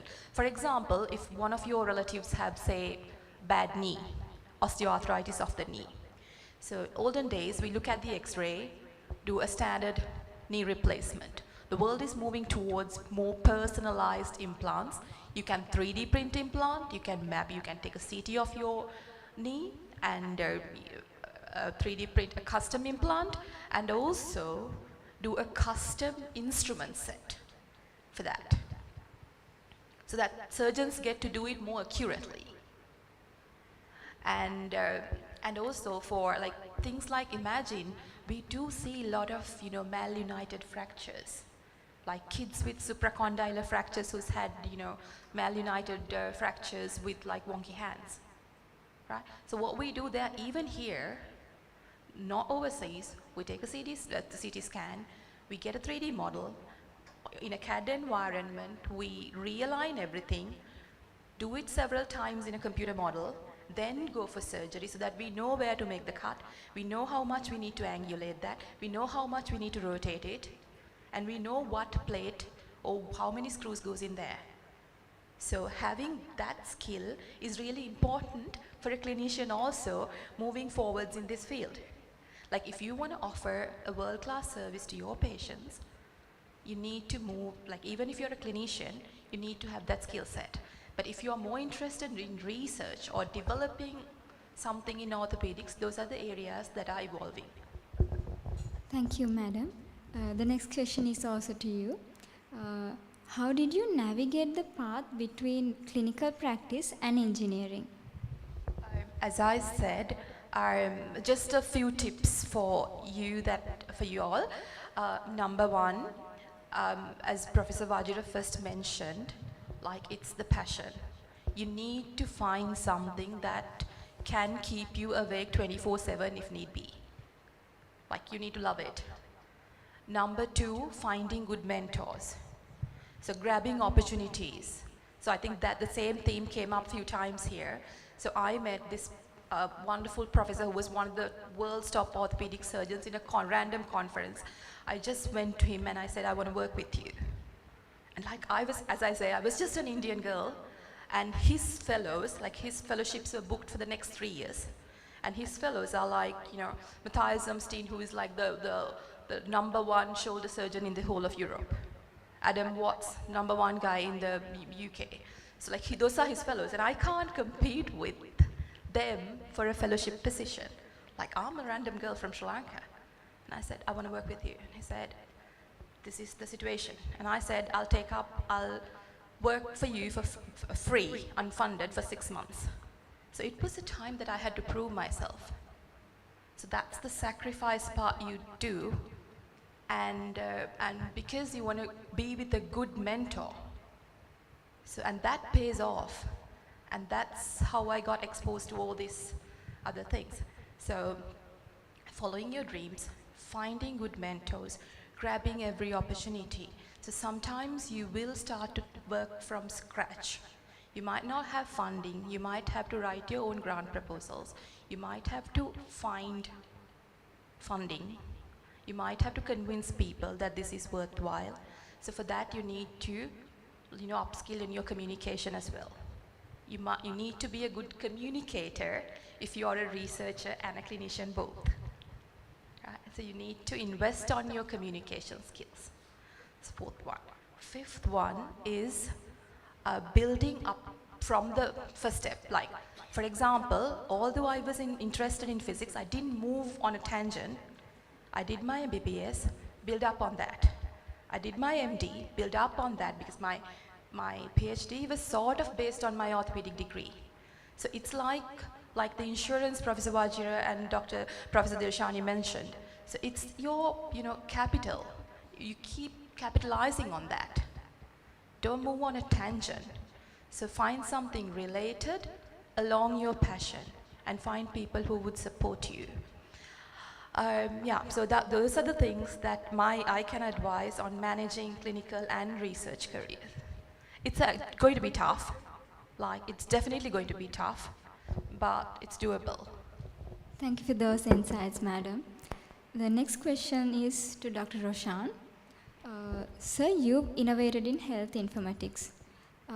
So what's the current scope of health informatics in Sri Lanka, and can meaningful innovation really thrive within our local constraints? Yeah, there's two questions. The first is the current status. So now, as Prof. Vajira mentioned, the regular path is PGM has MSc and MD. you can specialize as a board certified health informatician in Sri Lanka. The second one is whether we can do something kind of a marketable thing from the low resource settings, if I understood your question correctly. Yes, so that's definitely possible. So the one example is the research team I was just mentioning previously. So we work for US multinational company here from Sri Lanka, and we wanted, we actually developed our own different sensors. So we bought things from PETA and everywhere, and so that was like very sensitive equipment we could be able to do. Now actually with the AI and all these Arduino and things are there, and we can buy anything from different places, from China and everywhere. So there's nothing actually kind of this rocket science kind of a thing is meaningful, because even the satellites and anything we can develop from any, actually one of the best satellite company is based on Nepal. They actually CubeSat kind of approach. CubeSat is a smaller satellite, but still satellites. They don't have this launching power, but goes with someone else's satellites attached. But that is from very rural Nepal. So that now with this leap up of the technology, there's no barrier. It's actually the barrier is your innovation. So if you are innovative enough, you will actually reach the US market, US patent and anything. I can add to Roshan if you give this. Actually, there's another small thing also. I'll tell you an anecdotal story. January 2020, just before COVID, Roshan walks up to me and says, so there is something called a pandemic which is going to happen in the world. You know, this thing is coming now. He really didn't even have a word for it, right? We didn't have even a name for it. And we will need surveillance for the world. And at that time, through our biomedical informatics program in the PHIM, we had the best team in the world who could customize this global platform called DHIS2. We had the best team in the world, our doctors, right? So Roshan asked me, sir, shall we try to customize this platform? Because we know it's available in 80 countries in the world, and you can, if we customize this, we can deploy it everywhere. So Roshan, Niranga, Achala, there was somebody else, Pamod, kind of clustered into a group and started working on it. I was like on periphery. And then we got, I don't know whether you have heard of a company called WSO2. So WSO2, yeah. So Sanjeev Varnavira. So he gave, so basically the pandemic struck, and we really, I mean, everything was closed, and I wasn't the dean at that time. The university was also getting closed, and then, you know, I can remember, Roshan, one day, like, it was all curfew, but we were out in the street. We went to Bagatale Road to a WSO2 facility, and they were there. They customized it. This Sri Lankan team customized it. It was to cut a long story short, it was deployed in 60 countries in the world. Yeah, including some of the developed countries, right? And the Norwegian Prime Minister went to the UN and acknowledged Sri Lanka's contribution to it. And to this day, I don't think we have made a huge hue and cry about it, and I don't think the names of these 4 or 5 people who were involved in it and how it originated is kind of known globally, but that's how it happened, and it was, you know, so we are a powerful force. this country is a powerful force, but we need to unleash this potential. And we need to find just leaving the country for greener pastures is not the solution. We need to really unleash the potential, and we can do it. Yeah. If I may follow up on that, you see, I think the key is the curiosity, right? So now as a clinician, we have faced certain clinical scenarios which we have been able to put to practice. One was to test the endothelial function in a non-invasive manner. So each time there is a pulse, there's a wave which moves. And the idea is with certain vascular diseases, this wave will change, and you can non-invasively check it, right? So people who have endothelial dysfunction are more liable to have coronary artery disease and so on. Initially done at Moratuwa, we did that with Kirti Kodituakku and his team. They have patented it and the device is about to be launched.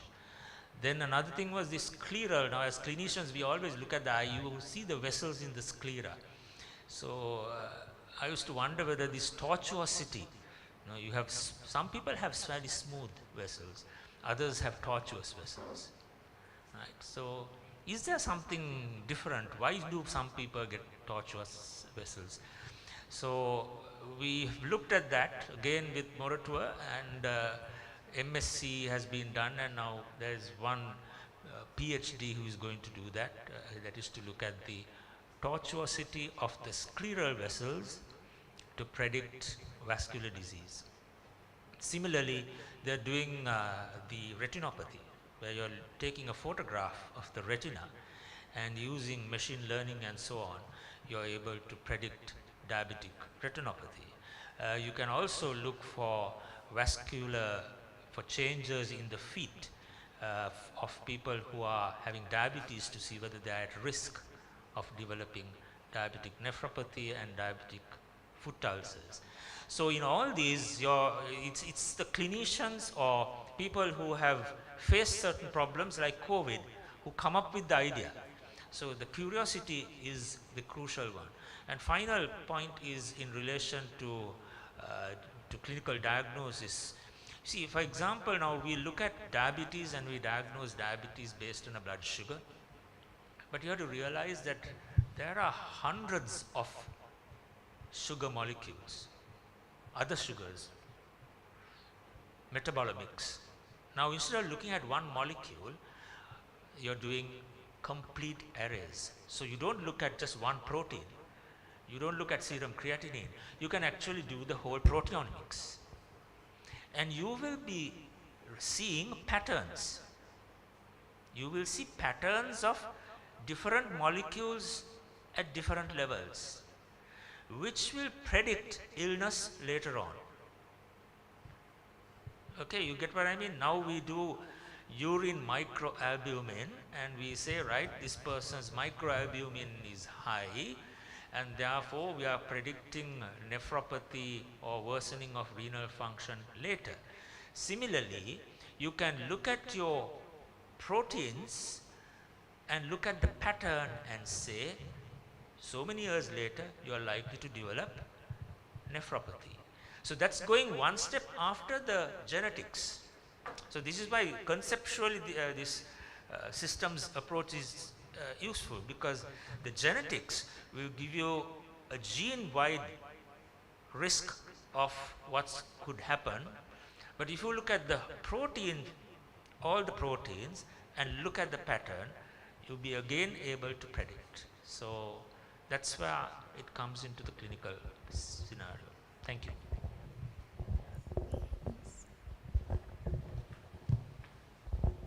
So this is just to add what are the actual possibilities along the line of just mentioned, actually which is the knowledge, whether the real ancients were primitive or we were primitive. Actually last 3-4 months with the ChatGPT, I was really venturing into total different field. Even Prof is also not aware of. I think Prof Dilshani knows a little bit about, and Prof Saroj knows. I have tried to learn Sanskrit. So basically, this cognition and what is mentioned in ancient Sanskrit documents. So that's what I was looking in, based on that trigger given by the US Navy research team, because now field level focus, cognition, that's actually a main area. So in settings like us, we have the specialties, neuroscience, clinicians, and also we have that particular ancient knowledge also, which is usually not accessible to OAs, like by kind of a exposure, maybe with the culture. This Western world may not be very easily understood. So I actually now working with two of my postgraduate students also. They were given the task to identify low-cost EEG and proxy measurements for the field level measurements of EEGs and the emotions kind of a thing. So one of them is here also. I think we can, in this setup, irrespective of we are developed or not, I think in this setup, we actually can do much more than what is possible exactly in the developed countries, basically. So you don't have to worry about where we are. So that, I think, one of the message I wanted to deliver to you beyond the question. Thank you for all your insights, sir. And it's certainly clear that the innovations can definitely thrive within our local settings. And before moving on with next questions, let's watch another short video.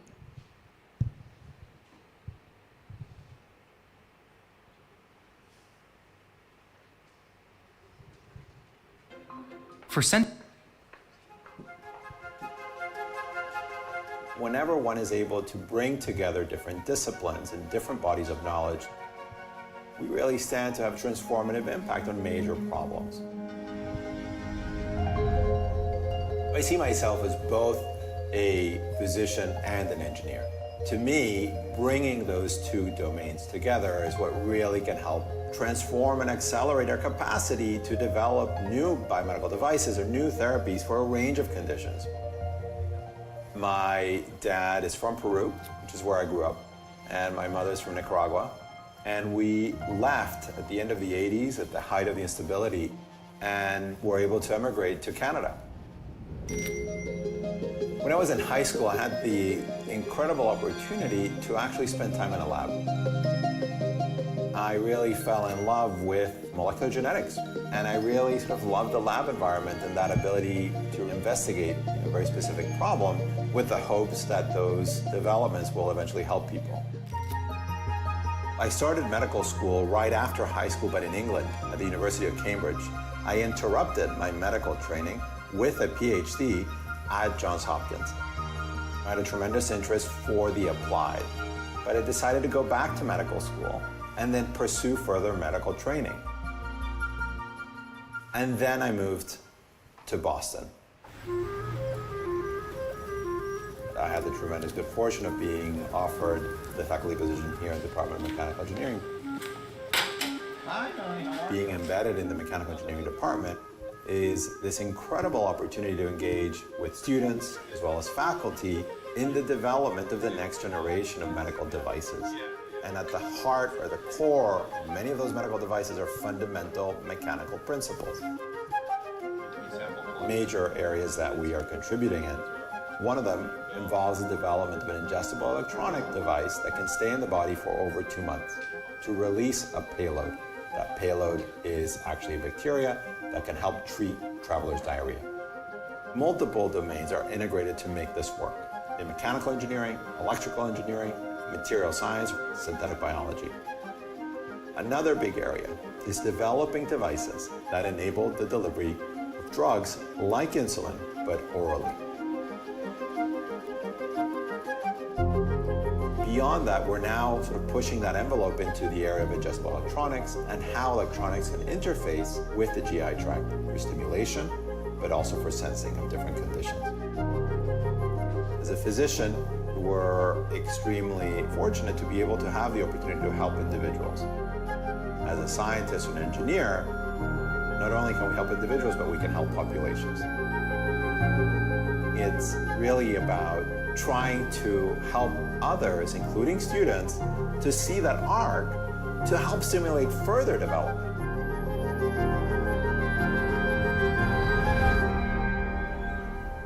To make people's lives better.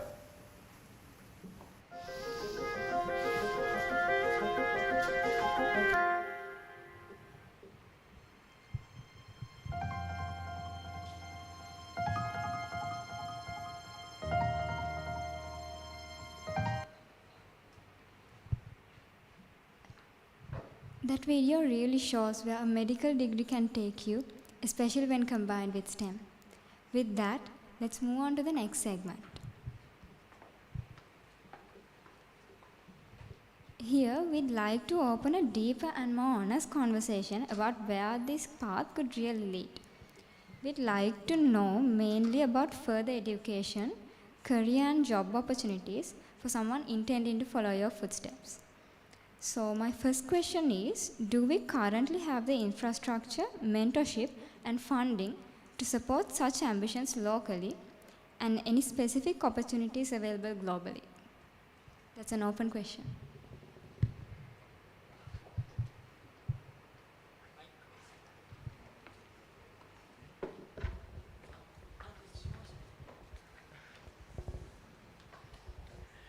I think if I'm to describe, you see, once you finish your undergraduate program, then you do your internship, and most of the jobs are in the Ministry of Health, right?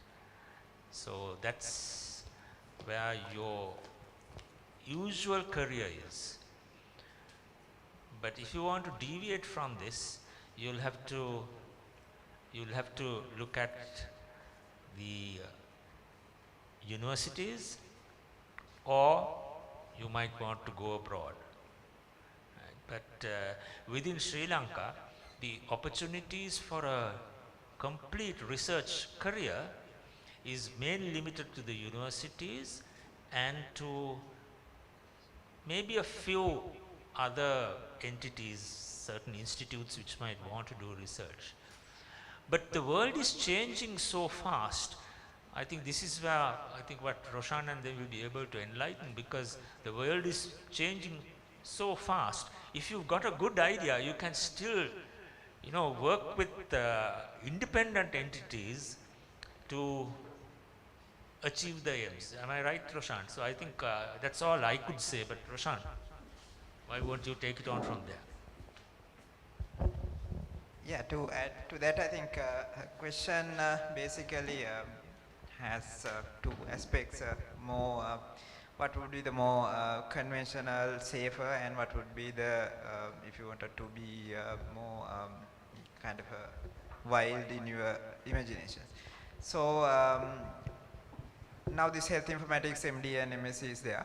So you can, after 1 year post internship, you can join the course in the PGIA and continue, and if you continue up to MD and the foreign training, you will be a consultant health informatics. So that's the boring stuff.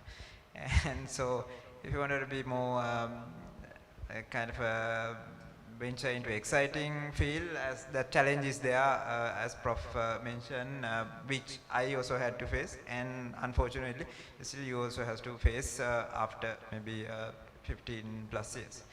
So at the moment, university is one place you can kind of pursue, but with my experience, I think even you can venture into, now there are for example, I saw previously Dialogue is hiring the doctors with IT background because they are telehealth and those kind of projects. So there would be opportunities as well. And the other thing is you can come up with your own very innovative idea, so you can incubate it to the next level.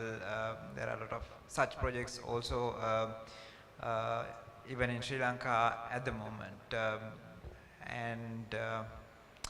Basically,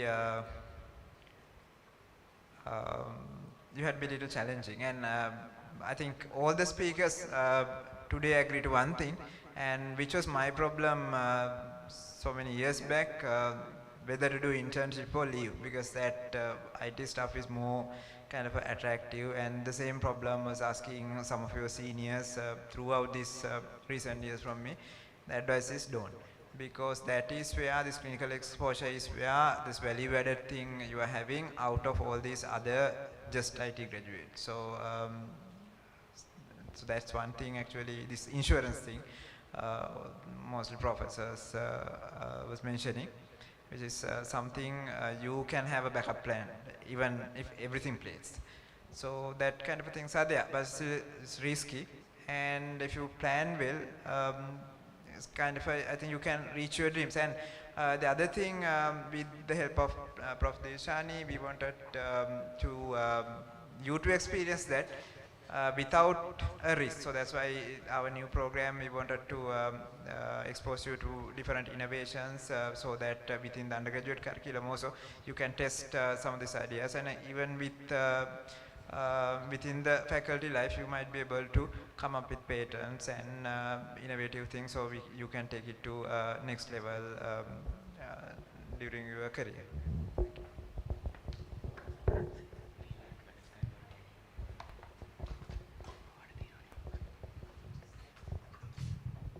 Okay, since the question was whether infrastructure and mentorship is there for you all to go forward, yes, we have, right?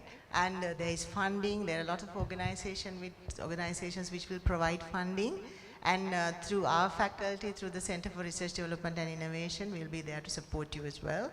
And we will find you mentors depending on the area that you're interested in. So once you finish your internship, once you get the registration, you can always come back to us, and we have the infrastructure and we have the mentorship in any area that you would like to go, not the areas that we discussed here, because you are unique. You will have your own interests and your own ideas, and we can give the assurance in our country. We have the mentorship, we have the infrastructure, and we have funding to support you.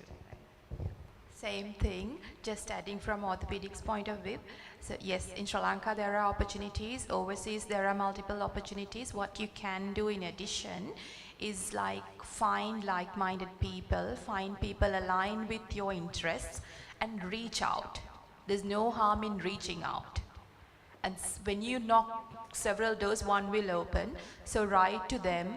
If you find an interesting paper, like write to the author and see what projects, like search them up, see what interesting projects that they have, if you want to be part of that. So reach out to people, and there are so many opportunities.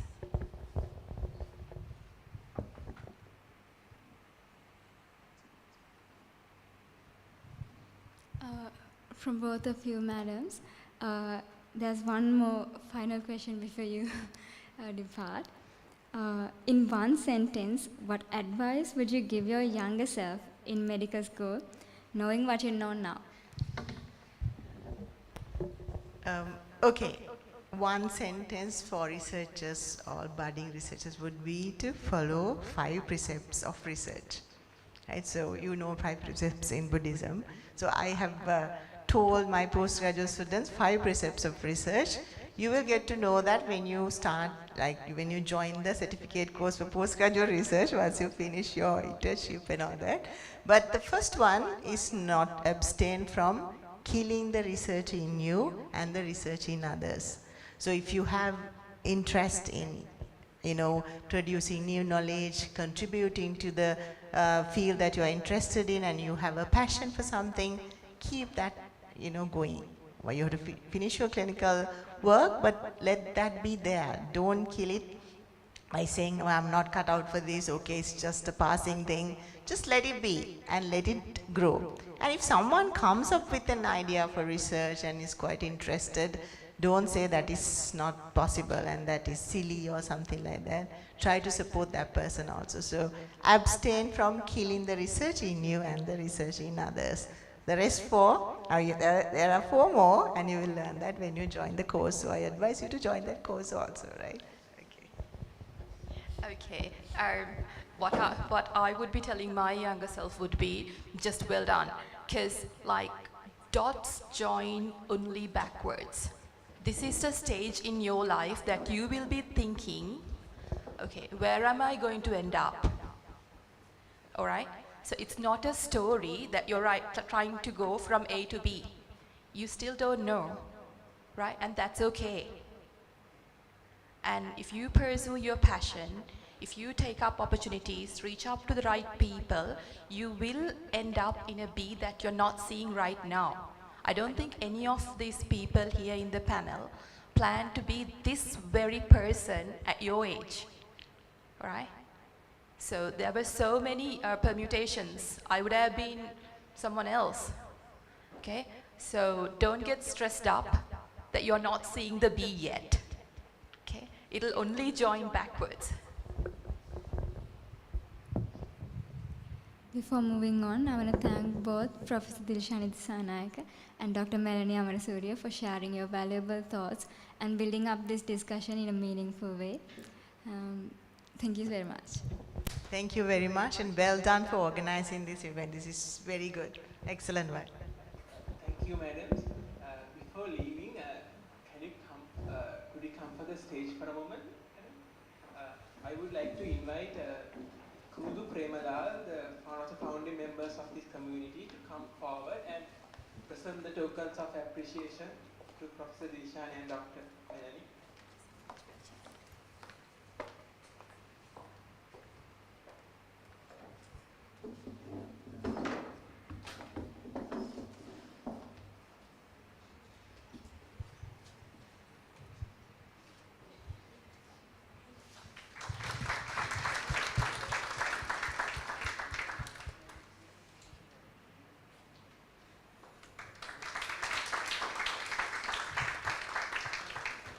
Thank you so much for being with us today and sharing your ideas with us. Let us over to you again. Again, thank you so much, madams. So let's proceed with. Let's proceed with the Q&A session. We hope today's discussion has planted a few seeds of curiosity and courage in all of us. So. This point is for you, the audience. Please feel free to raise your hand, and when acknowledged, mention your name and forward your question.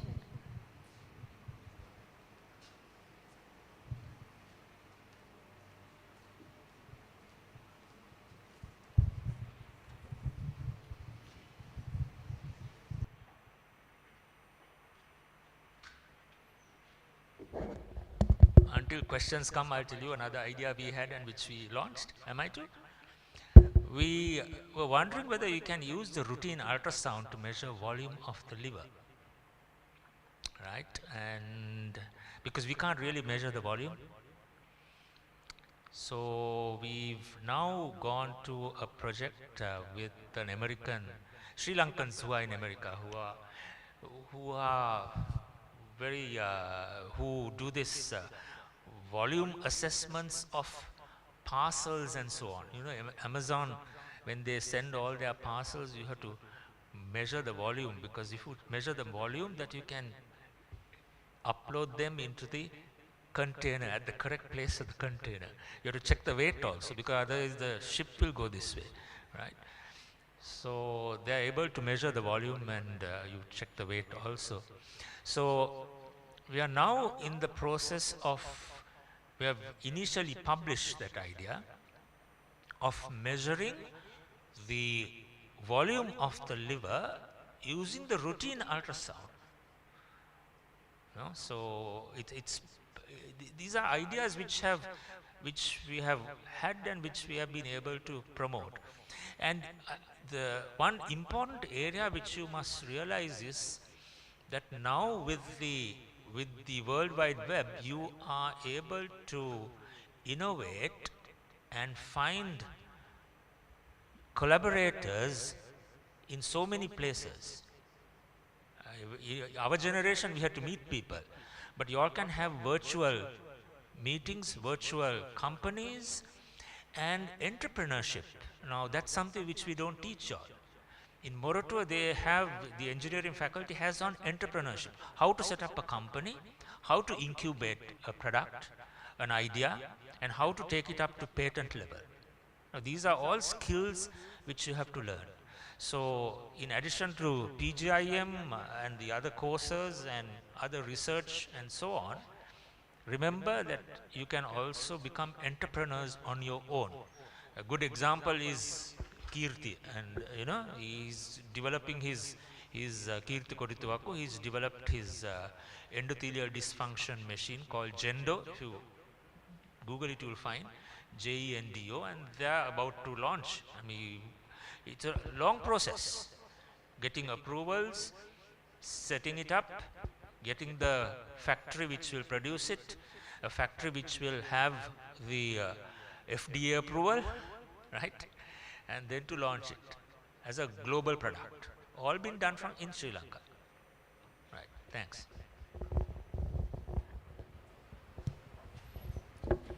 Yeah, so this isn't exactly a question per se, but I just wanted to express my appreciation for this session today. Even personally, I'm not exactly interested in a career beyond just being a clinician. So I had a lot of questions as well, and this session has offered a lot of new novel perspectives on that. So I just want to say thank you so much to all the panelists and the MFSTC for organizing this session. So if this session is happening again, I'll be the first to sign up.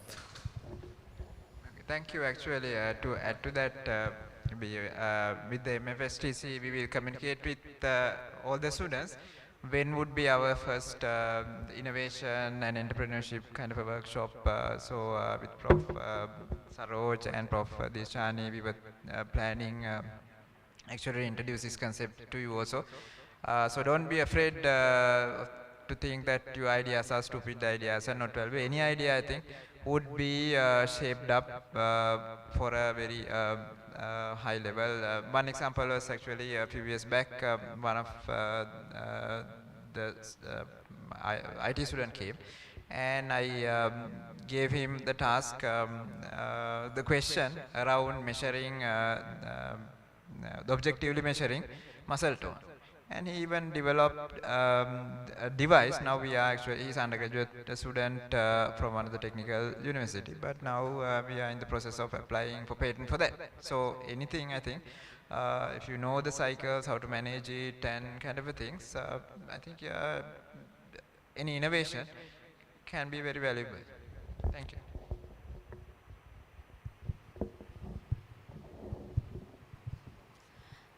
Yeah, for those of us who are planning on maybe taking up an entirely research-based career, how would one sort of face the stigma that involves not being a clinician and address it in a wholesome, proper way?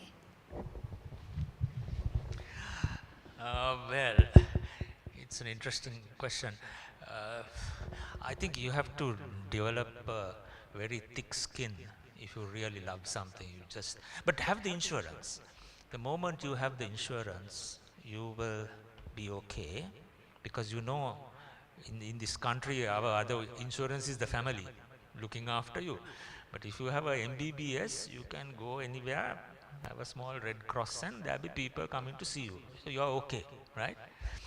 But once you do that, what you want to do, you have to have a thick skin.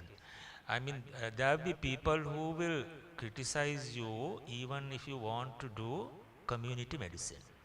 There will be people who don't laugh. I think it's a very important one, and that's why we are in this status of health, right? Anyway, if you want to do, even when you want to do psychiatry, they will ask. There will be people who will ask, right? About it was about 10 years ago, someone came and told me, and this was a guy who was a lawyer in Colombo, right? And he came and said, Machang, he knows me. Machang, but this specialized keruwe nahe. So I said, yes, I haven't done. Yes, I just scratched my head because for him, specialization means cardiology, neurology, and so on. General medicine or internal medicine is nothing. There is nothing called a professor of medicine, nothing, you know. So you will always get, and I'm known as a GP. I'm known as a GP because general physician, general practitioner. People don't know. So I think just forget about them. Just forget about them. Have the insurance. You'll have to convince your people and get married to the person who is going to agree with your dreams. Otherwise, just leave it. Leave the, not the dream, the person. And just carry on, right? Okay. So that's something which you have to negotiate. And I fully endorse this idea of insurance. Do your medicine, somehow or other finish your internship, get that SLMC registration. Once you do that, you are on a different league. Whether we like such things or not is not the question. You go anywhere and you say, you want to do an IT degree, what's your basic degree? You say, medicine? Huh? Come. They will take you. Right? Because that's very, very valuable. Yeah. Thank you.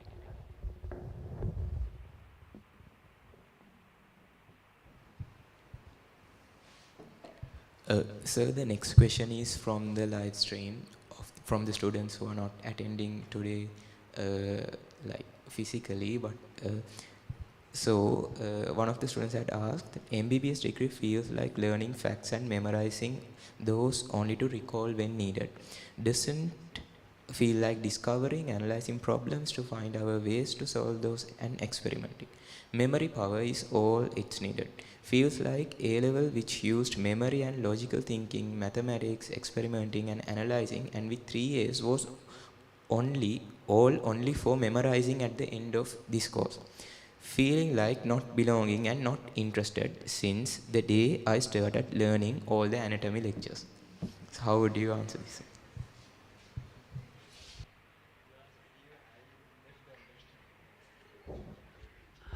You see, in a course, when you have a course, you will have different, certain things will interest you, certain things will not interest you. Anatomy, I was very interested in anatomy because I used to draw the anatomy, the 3D structures and so on. So you try to find out a way how you can have some interest in your subject, and don't study too much for the exam. If you really love your learning and if you are curious about your own learning, and as one of my teachers said long time ago, ask yourself more questions than the examiner can ever ask you. You just keep on asking yourself the questions. Now with ChatGPT you can do that, right, or DeepSeek or whatever. But I think it's that you have to apply that curiosity even to the most boring subject. And I used to tell this to the students, the so-called simplest, most uninteresting case. Students are very keen to find the interesting case. Right? The most so-called uninteresting clinical problem, if you really dig deep in, it's fascinating. It's fascinating. I'll give you an anecdote. Patient came with feeling dizzy. Right, a young lady came with dizziness in her 20s. Madame Dr. Kalante wage. And then she is carrying this blood sugar, these things of 60s and 670s. So people have done all the tests to rule out insulinomas, and all these rare things have been looked at. And so I was just speaking to her. The mother was also there, and then the mother said, "Ane doctor, me hariyata me semata dana nasne adinawa mokadda ekak adinawa." So I said, right. I asked what was the inhaler. So it was a over-the-counter preparation. It has licorice. Licorice causes hypoglycemia. Aha. Now that's clinical medicine. And that's the thrill you get. Right? That's the thrill you get if you are curious about your clinical practice. That's why we, people talk of burnout. Bloody burnout. We are burning all the time because it's so challenging. It's so, it's curious driven. Your work, and when you start, you see, you might find the first 2 years because there isn't much clinical contact. You might not find that, but just hold on, because once you start going to the wards, everything what you learned can be applied. See, the fascinating thing about, we see how things have changed. We used to look at all these tendons, we had to dissect. But then we thought, how bloody useless, no? Why should we know all these tendons? Right? But see, now suddenly they are doing nano something and they are able to count the tendons. Which means now you have to look at a new type of anatomy, not the dissecting anatomy, but the anatomy through that small arthroscope and identifying so many tendons, right? Fascinating. So if you just allow your curiosity, don't kill it. You won't burn out. No worries. Yeah, thanks. I hope I answered the question. Yeah. Before moving on to another question from the online community, is there any questions from here?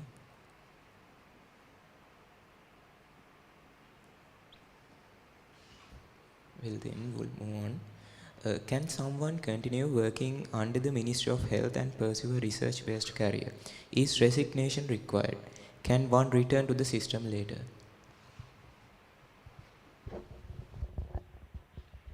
It's a kind of a up to you kind of answer, but in a broader perspective, no need of the resignation, because most of these MD and MSc programs, those are kind of with the research components. And the other thing is now, that's the whole purpose, I think, behind this research grant given to the medical officers as well. So if you are interested, you can still do the research while you are in the wards and during the clinical career as well. But if you're interested in a purely research-based career, you may be interested into venture into maybe university, maybe research firm kind of thing. That is also possible nowadays. Yeah, again, personal experience. I did a PhD in 2016, I think, right? In my 50s. Oh. It was not required. I did it just for curiosity. Why? Because I used to see so many patients who are absolutely poor, becoming poorer because of illness. It's what we call the poverty trap, right? So you go to the wards, and I worked in ward 41 and 48B, and you see in front of your eyes these patients, they get a severe illness, and then they are selling their house or mortgage, taking guinea poly, and losing their jewelry and so on. And I did it part-time. So if you want to do research, you can easily do it part-time. That is, you are still in the ministry and you join the university which has degree programs. So if, for example, you have an interesting project, the PhD part-time might take 5 years. Usually it's full-time 3 years. But if you want an MPhil, again they have provision. So I think even while in the ministry, you can do a research degree. But you can do research while in the ministry without a degree. That's where your curiosity, and you'll have to network with people and start looking at a clinical problem which has interested you, and then slowly develop that into a project. At the same time, even interesting case reports, so-called case reports, are fascinating if you really look at it in a curious way. Another example, patient admitted in severe acidosis after metformin overdose. Now you know metformin causes lactic acidosis, right? Metformin overdose. But this patient had taken kerosene in addition to metformin. Attempted suicide, took kerosene and metformin. Now if you ask me, I mean, that's the first in the world, no? I mean, who's going to take an overdose of metformin and then drink kerosene? So now I just reported it as the first case of kerosene and metformin poisoning. So what? Okay, first case, that's it. But we looked at the respiratory enzymes and the mitochondrial mechanisms between acidosis with kerosene toxicity and with metformin, and we came up with a hypothesis that when both are combined, your acidosis can be very difficult to treat. We couldn't prove it. That's not the issue. That's not the issue. The issue is that you have to be curious and look at it. You have to look at it.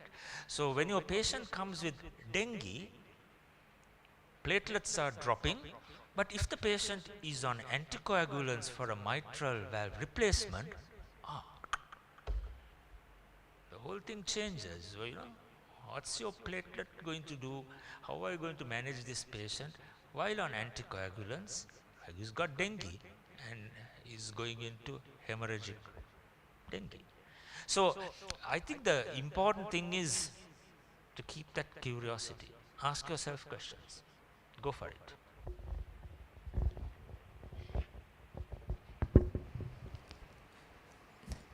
I think this would also be an interesting question, sir, from the online viewers. Would you be able to give a compelling argument as to why we should serve in the health sector of Sri Lanka when going abroad seems both intellectually and financially tempting?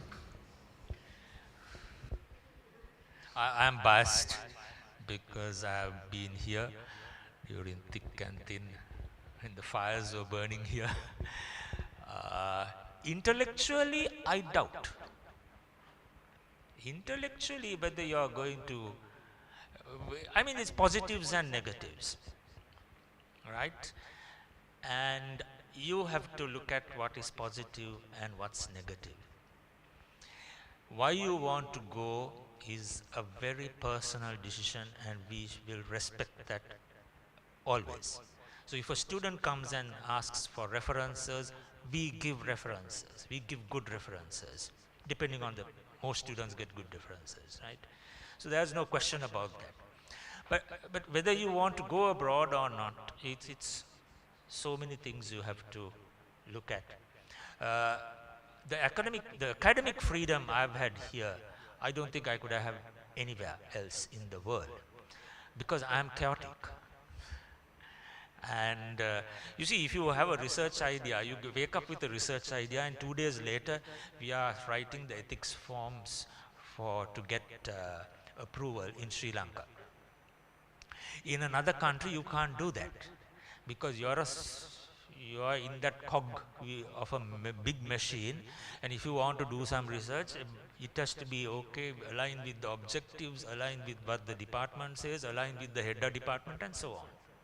And if there are no funds, you must remember, all my research I have done, I have never brought much money to the faculty. I have put my brain into the faculty, but I haven't brought money. I have never led a research program. Everything what I have done is using my brain and my mind, right? And the papers I have written on systems and all, without funds, personal funds mostly. Okay, so you can't do that overseas. You can't. Those things, and you become trapped in a huge, very lucrative, but you are trapped in a program. What he wants to do with what he and Vajira did overnight, almost with COVID. You cannot do that overseas. You don't have that freedom, right? Having said that, financial stability is there.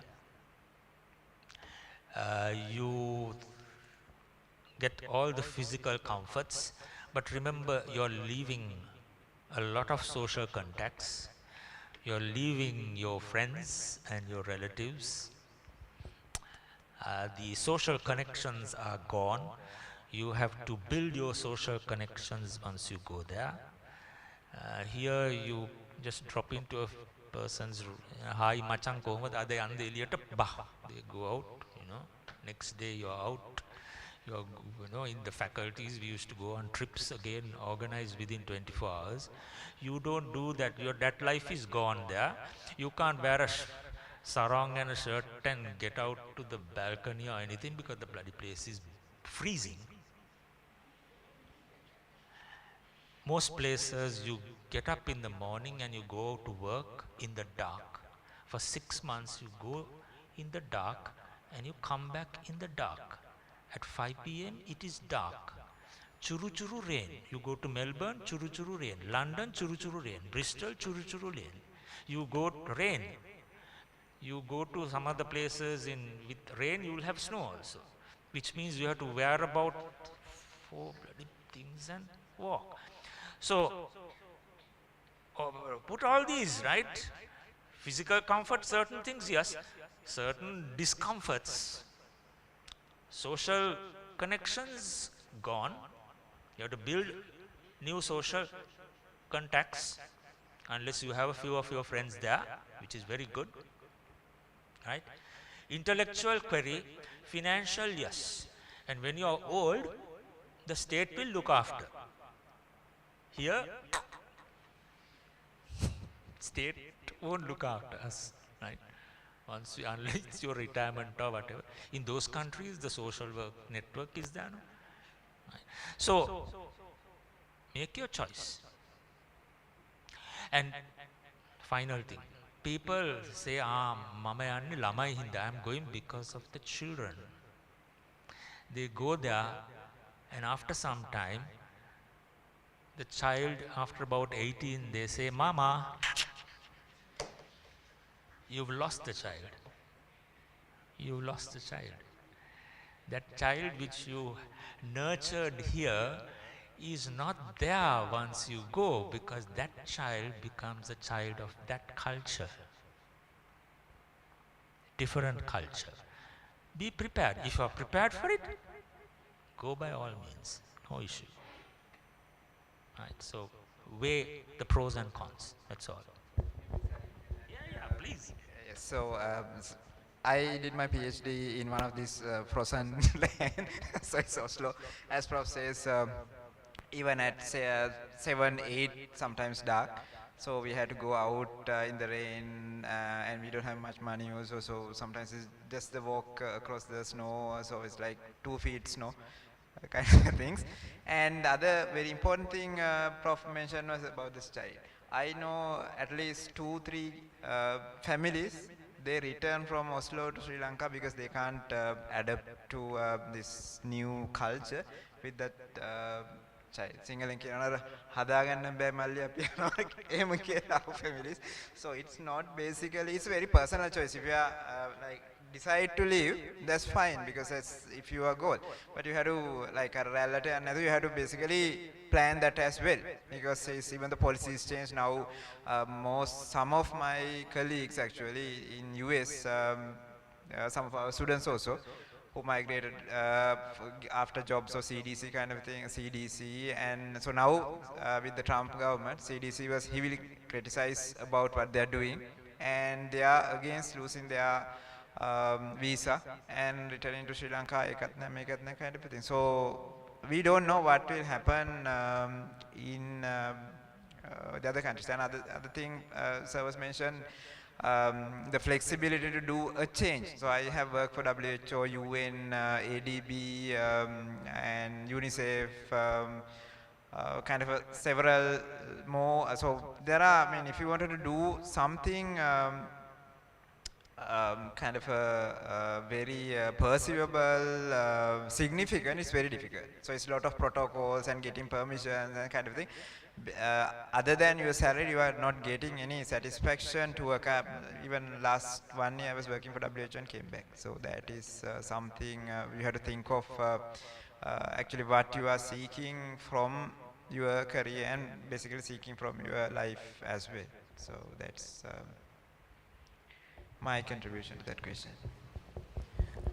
One final question from the registrant to Dr. Roshan. Which tech skills, for example coding, AI, machine learning, medical devices, should medical students prioritize learning today to stay future ready? That also depend on which way actually they wanted to proceed with. For example, now it's more, now there are main different areas. The data science would be one area, and health information systems, the public health informatics kind of places would be one area, which basically they can apply the informatics as well as the medical knowledge. So it's actually depending on the area they wanted to pitch, but the other thing is actually the one generic area would be AI. That's how actually this generative AI can be used to dig the new knowledge or hidden knowledge kind of a thing. And the one with this AI actually there are big changes in the job market as well. Now actually the pure software jobs coming down to even in USA by about 10%. So that's where again another importance why this dual specialty kind of thing would be the future requirement, because it's pure coding. If you ask ChatGPT, ChatGPT will write a small system if you prepare a correct AI prompt. So that kind of things are there. So any student, these students as well as the previous student who totally wanted to leave because he doesn't like anatomy kind of thing, so maybe they can personally contact me for a more personalized, and I think the general answer won't be fit. So we would anyway, as Prof says, we will be anyway here to provide that help beyond the curriculum things, because basically we are molding a future. So we are very happy to do that, and they can at any moment can come, even confidentially we can meet and have that discussion. No, I think AI is, you are the expert. I mean, AI is going to probably take over most of the coding and things, so you needn't probably worry about this. Basically, I can't code, and whether I can get into. Now actually there's a, in the STEM, there's a very specific field itself, no code programming. So you don't have to. It's basically dragging different, because coding is kind of a pattern matching kind of thing. It's nothing like very complex thing. If you have this idea of what to code, there are a lot of softwares which can code for you. So the coding kind of things are not very big issue now in the industry. It's basically health informatics. Actually, the most important thing is your experience in the medicine, practice of medicine, because otherwise, like computer engineering guy will come and they will come up with brilliant technical systems, but there will be a lot of flaws when that system works with practically work with patients. I think before we conclude today's session, if there's any questions from the audience, you can raise now. Will AI knock us off, clinicians? Will AI replace? Why not?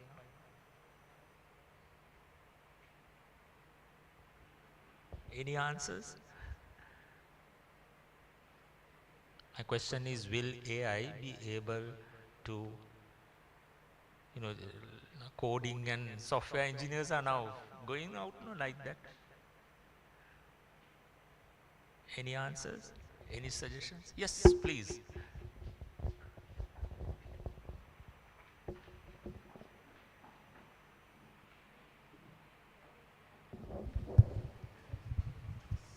So this is my answer.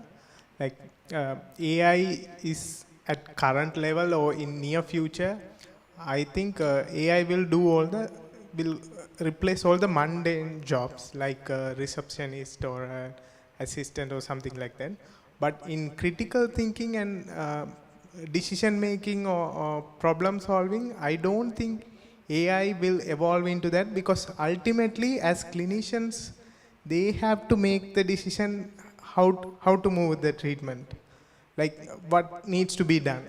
So this kind of problem solving kind of jobs, like CEOs or something like creative works where your personal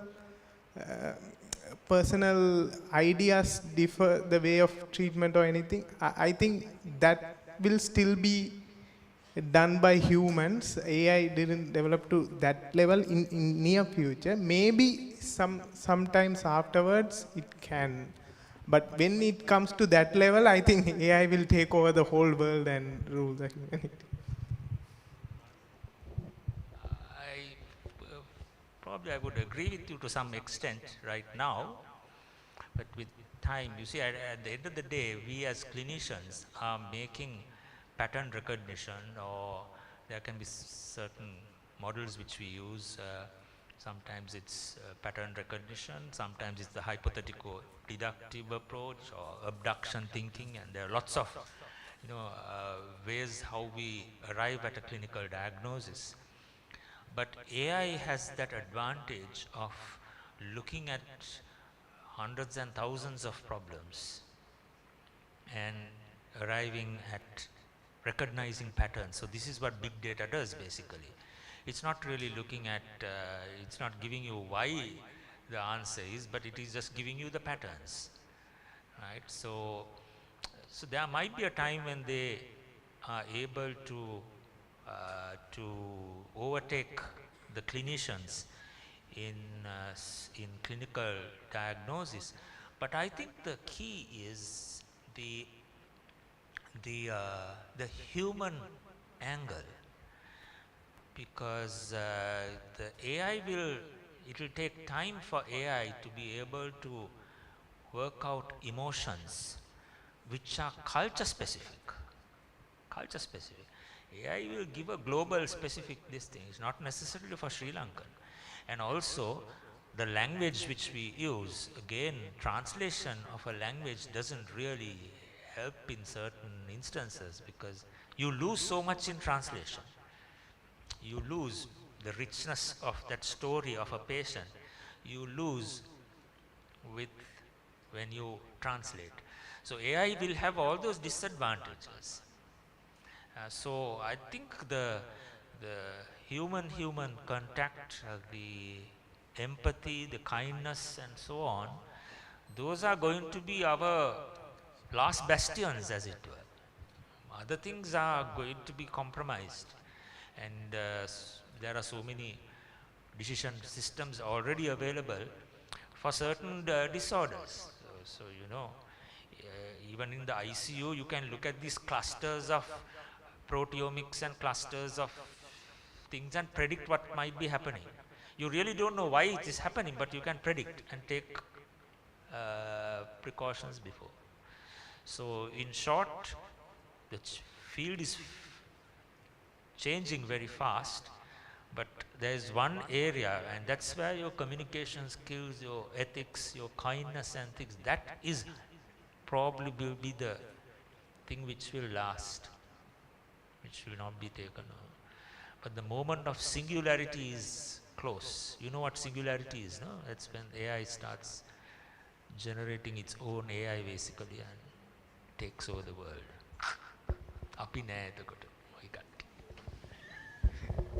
As Prof mentioned, actually, I recently read article. So the first 5 jobs that won't be replaced as of now is public health.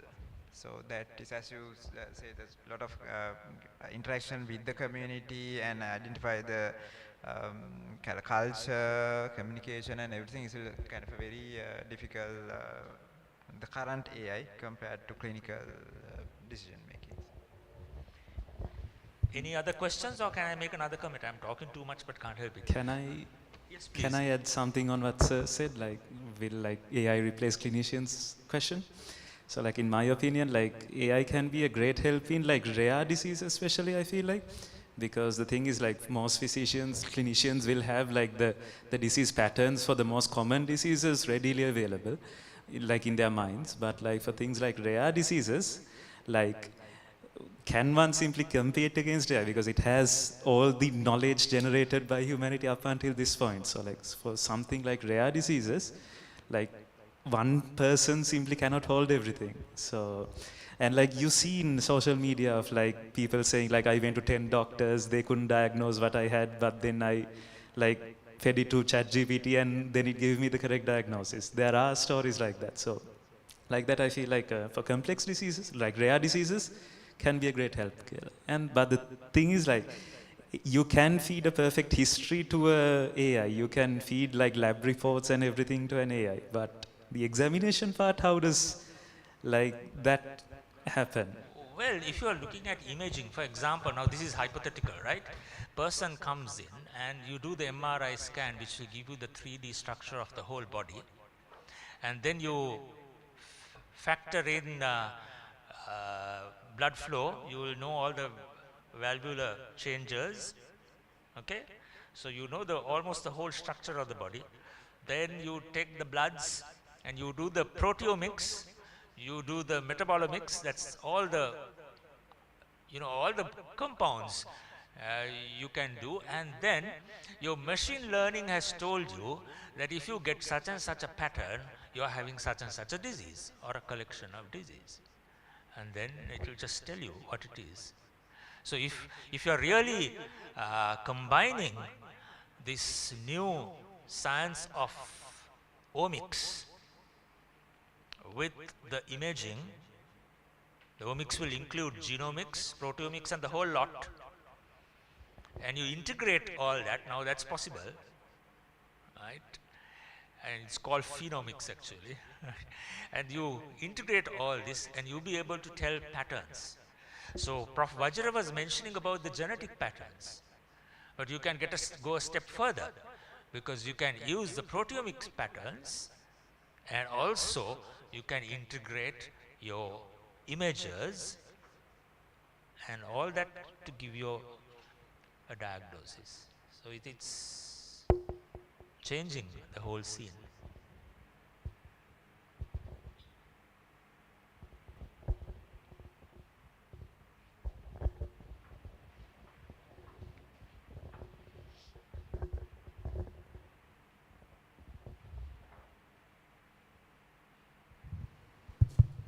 Any more questions from the audience?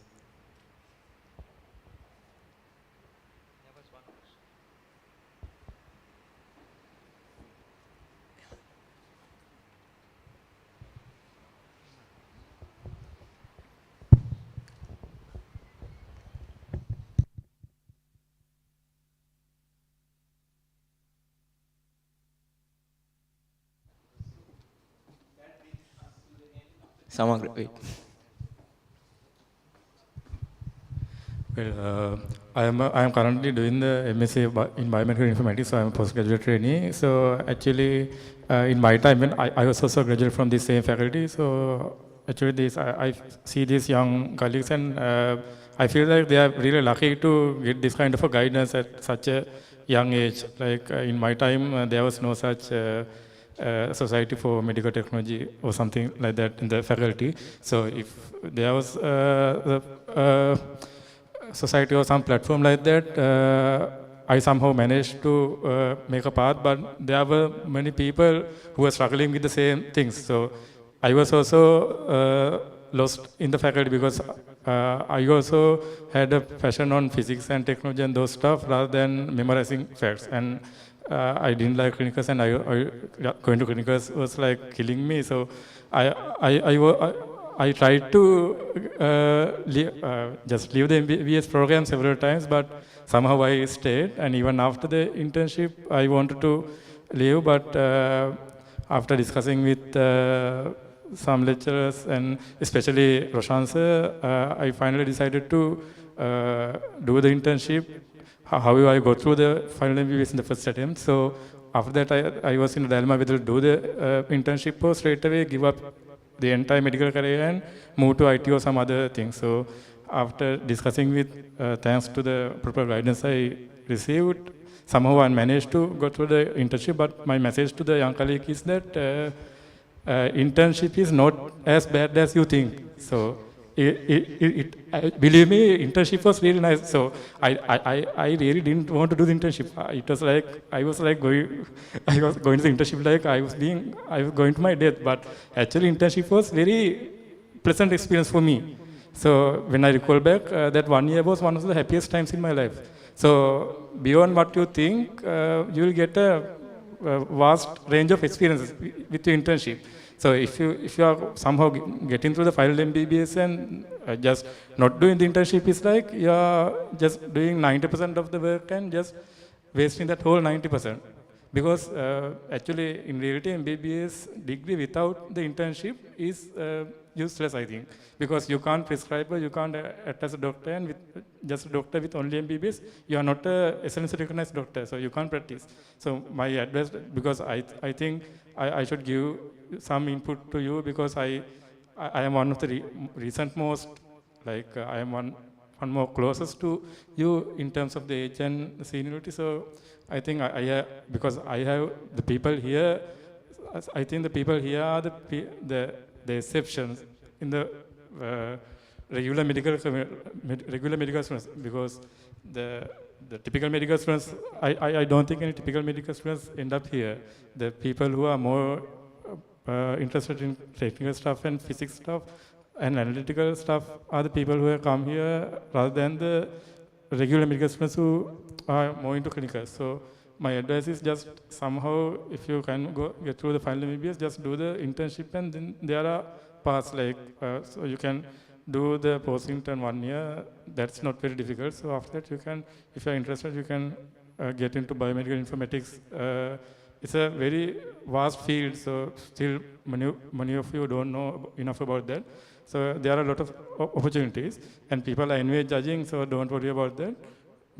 So my advice is just don't give up the internship, don't give up the medical career, just get through it. It somehow, and then, as Vajira also emphasized, get that insurance and then go into your passions.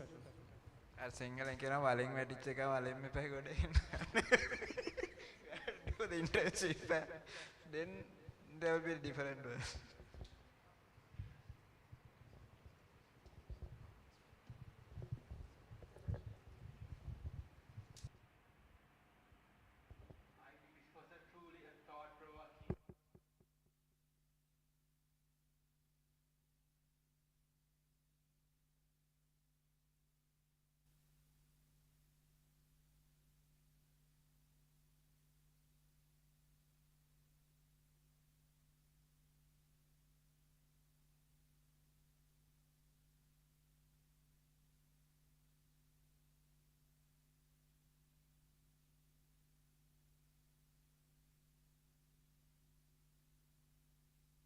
Community to present the tokens of appreciation to Professor Saroj Jayasinghe and Dr.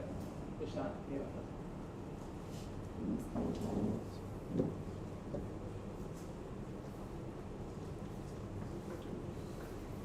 Thank you so much, sir, for sharing our wisdom with us.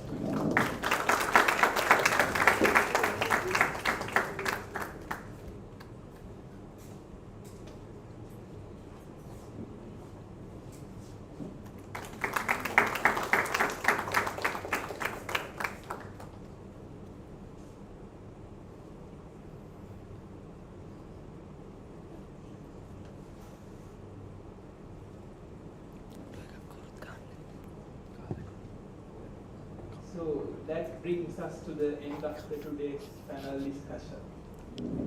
So to formally conclude today's event, I would invite Melanie Amarasooriya to deliver the vote of thanks.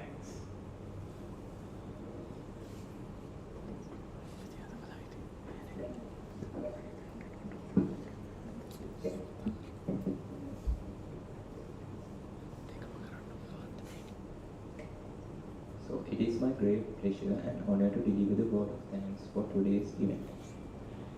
First and foremost, my heartfelt gratitude goes to Prof. Vajira Dissanayake, Prof. Saroj Jayasinghe, Prof. Dilshani Dissanayake, Dr. Melanie Amarasooriya and Dr. Roshan Hewapathirana for graciously attending this event at such a short notice. Collectively, our distinguished panelists today embody the future of STEM in medicine, spanning genetics, neuroscience, complexity science, mathematical modeling, information technology, and biomechanics. Indeed, in this pivotal transitional era, one could argue that they represent the very future of medicine itself. It is truly remarkable what they have accomplished and how they have translated these achievements into improved patient care, pioneering these interdisciplinary frontiers here in Sri Lanka. As the saying goes, the mediocre teacher tells, the good teacher explains, the superior teacher demonstrates, and the great teachers inspired. You have all inspired us profoundly today. The medical faculty, science and technology community was founded with the vision of venturing into the unknown, the intersection of medicine and other scientific disciplines. Such journeys are never solitary. They thrive on collaboration and collective effort. The success of today's event reflects the dedicated contributions of students from 7 batches, ranging from 2017 A-level batch to 2023 A-level batch, supported by a highly enthusiastic committee. Though I hesitate to single out individuals for the fear of omission, please know that your efforts are deeply appreciated. Thank you. I would also like to extend sincere thanks to Medical Students Welfare Society, the Medical Faculty Student Union, and MFSU for their invaluable support and seamless coordination in making this event possible. Finally, my gratitude to all of you who joined us today. Your enthusiasm and engagement is truly inspiring. We look forward to welcoming you again along with many more at our future insightful sessions, hopefully very soon. That concludes today's proceedings. Thank you all very much.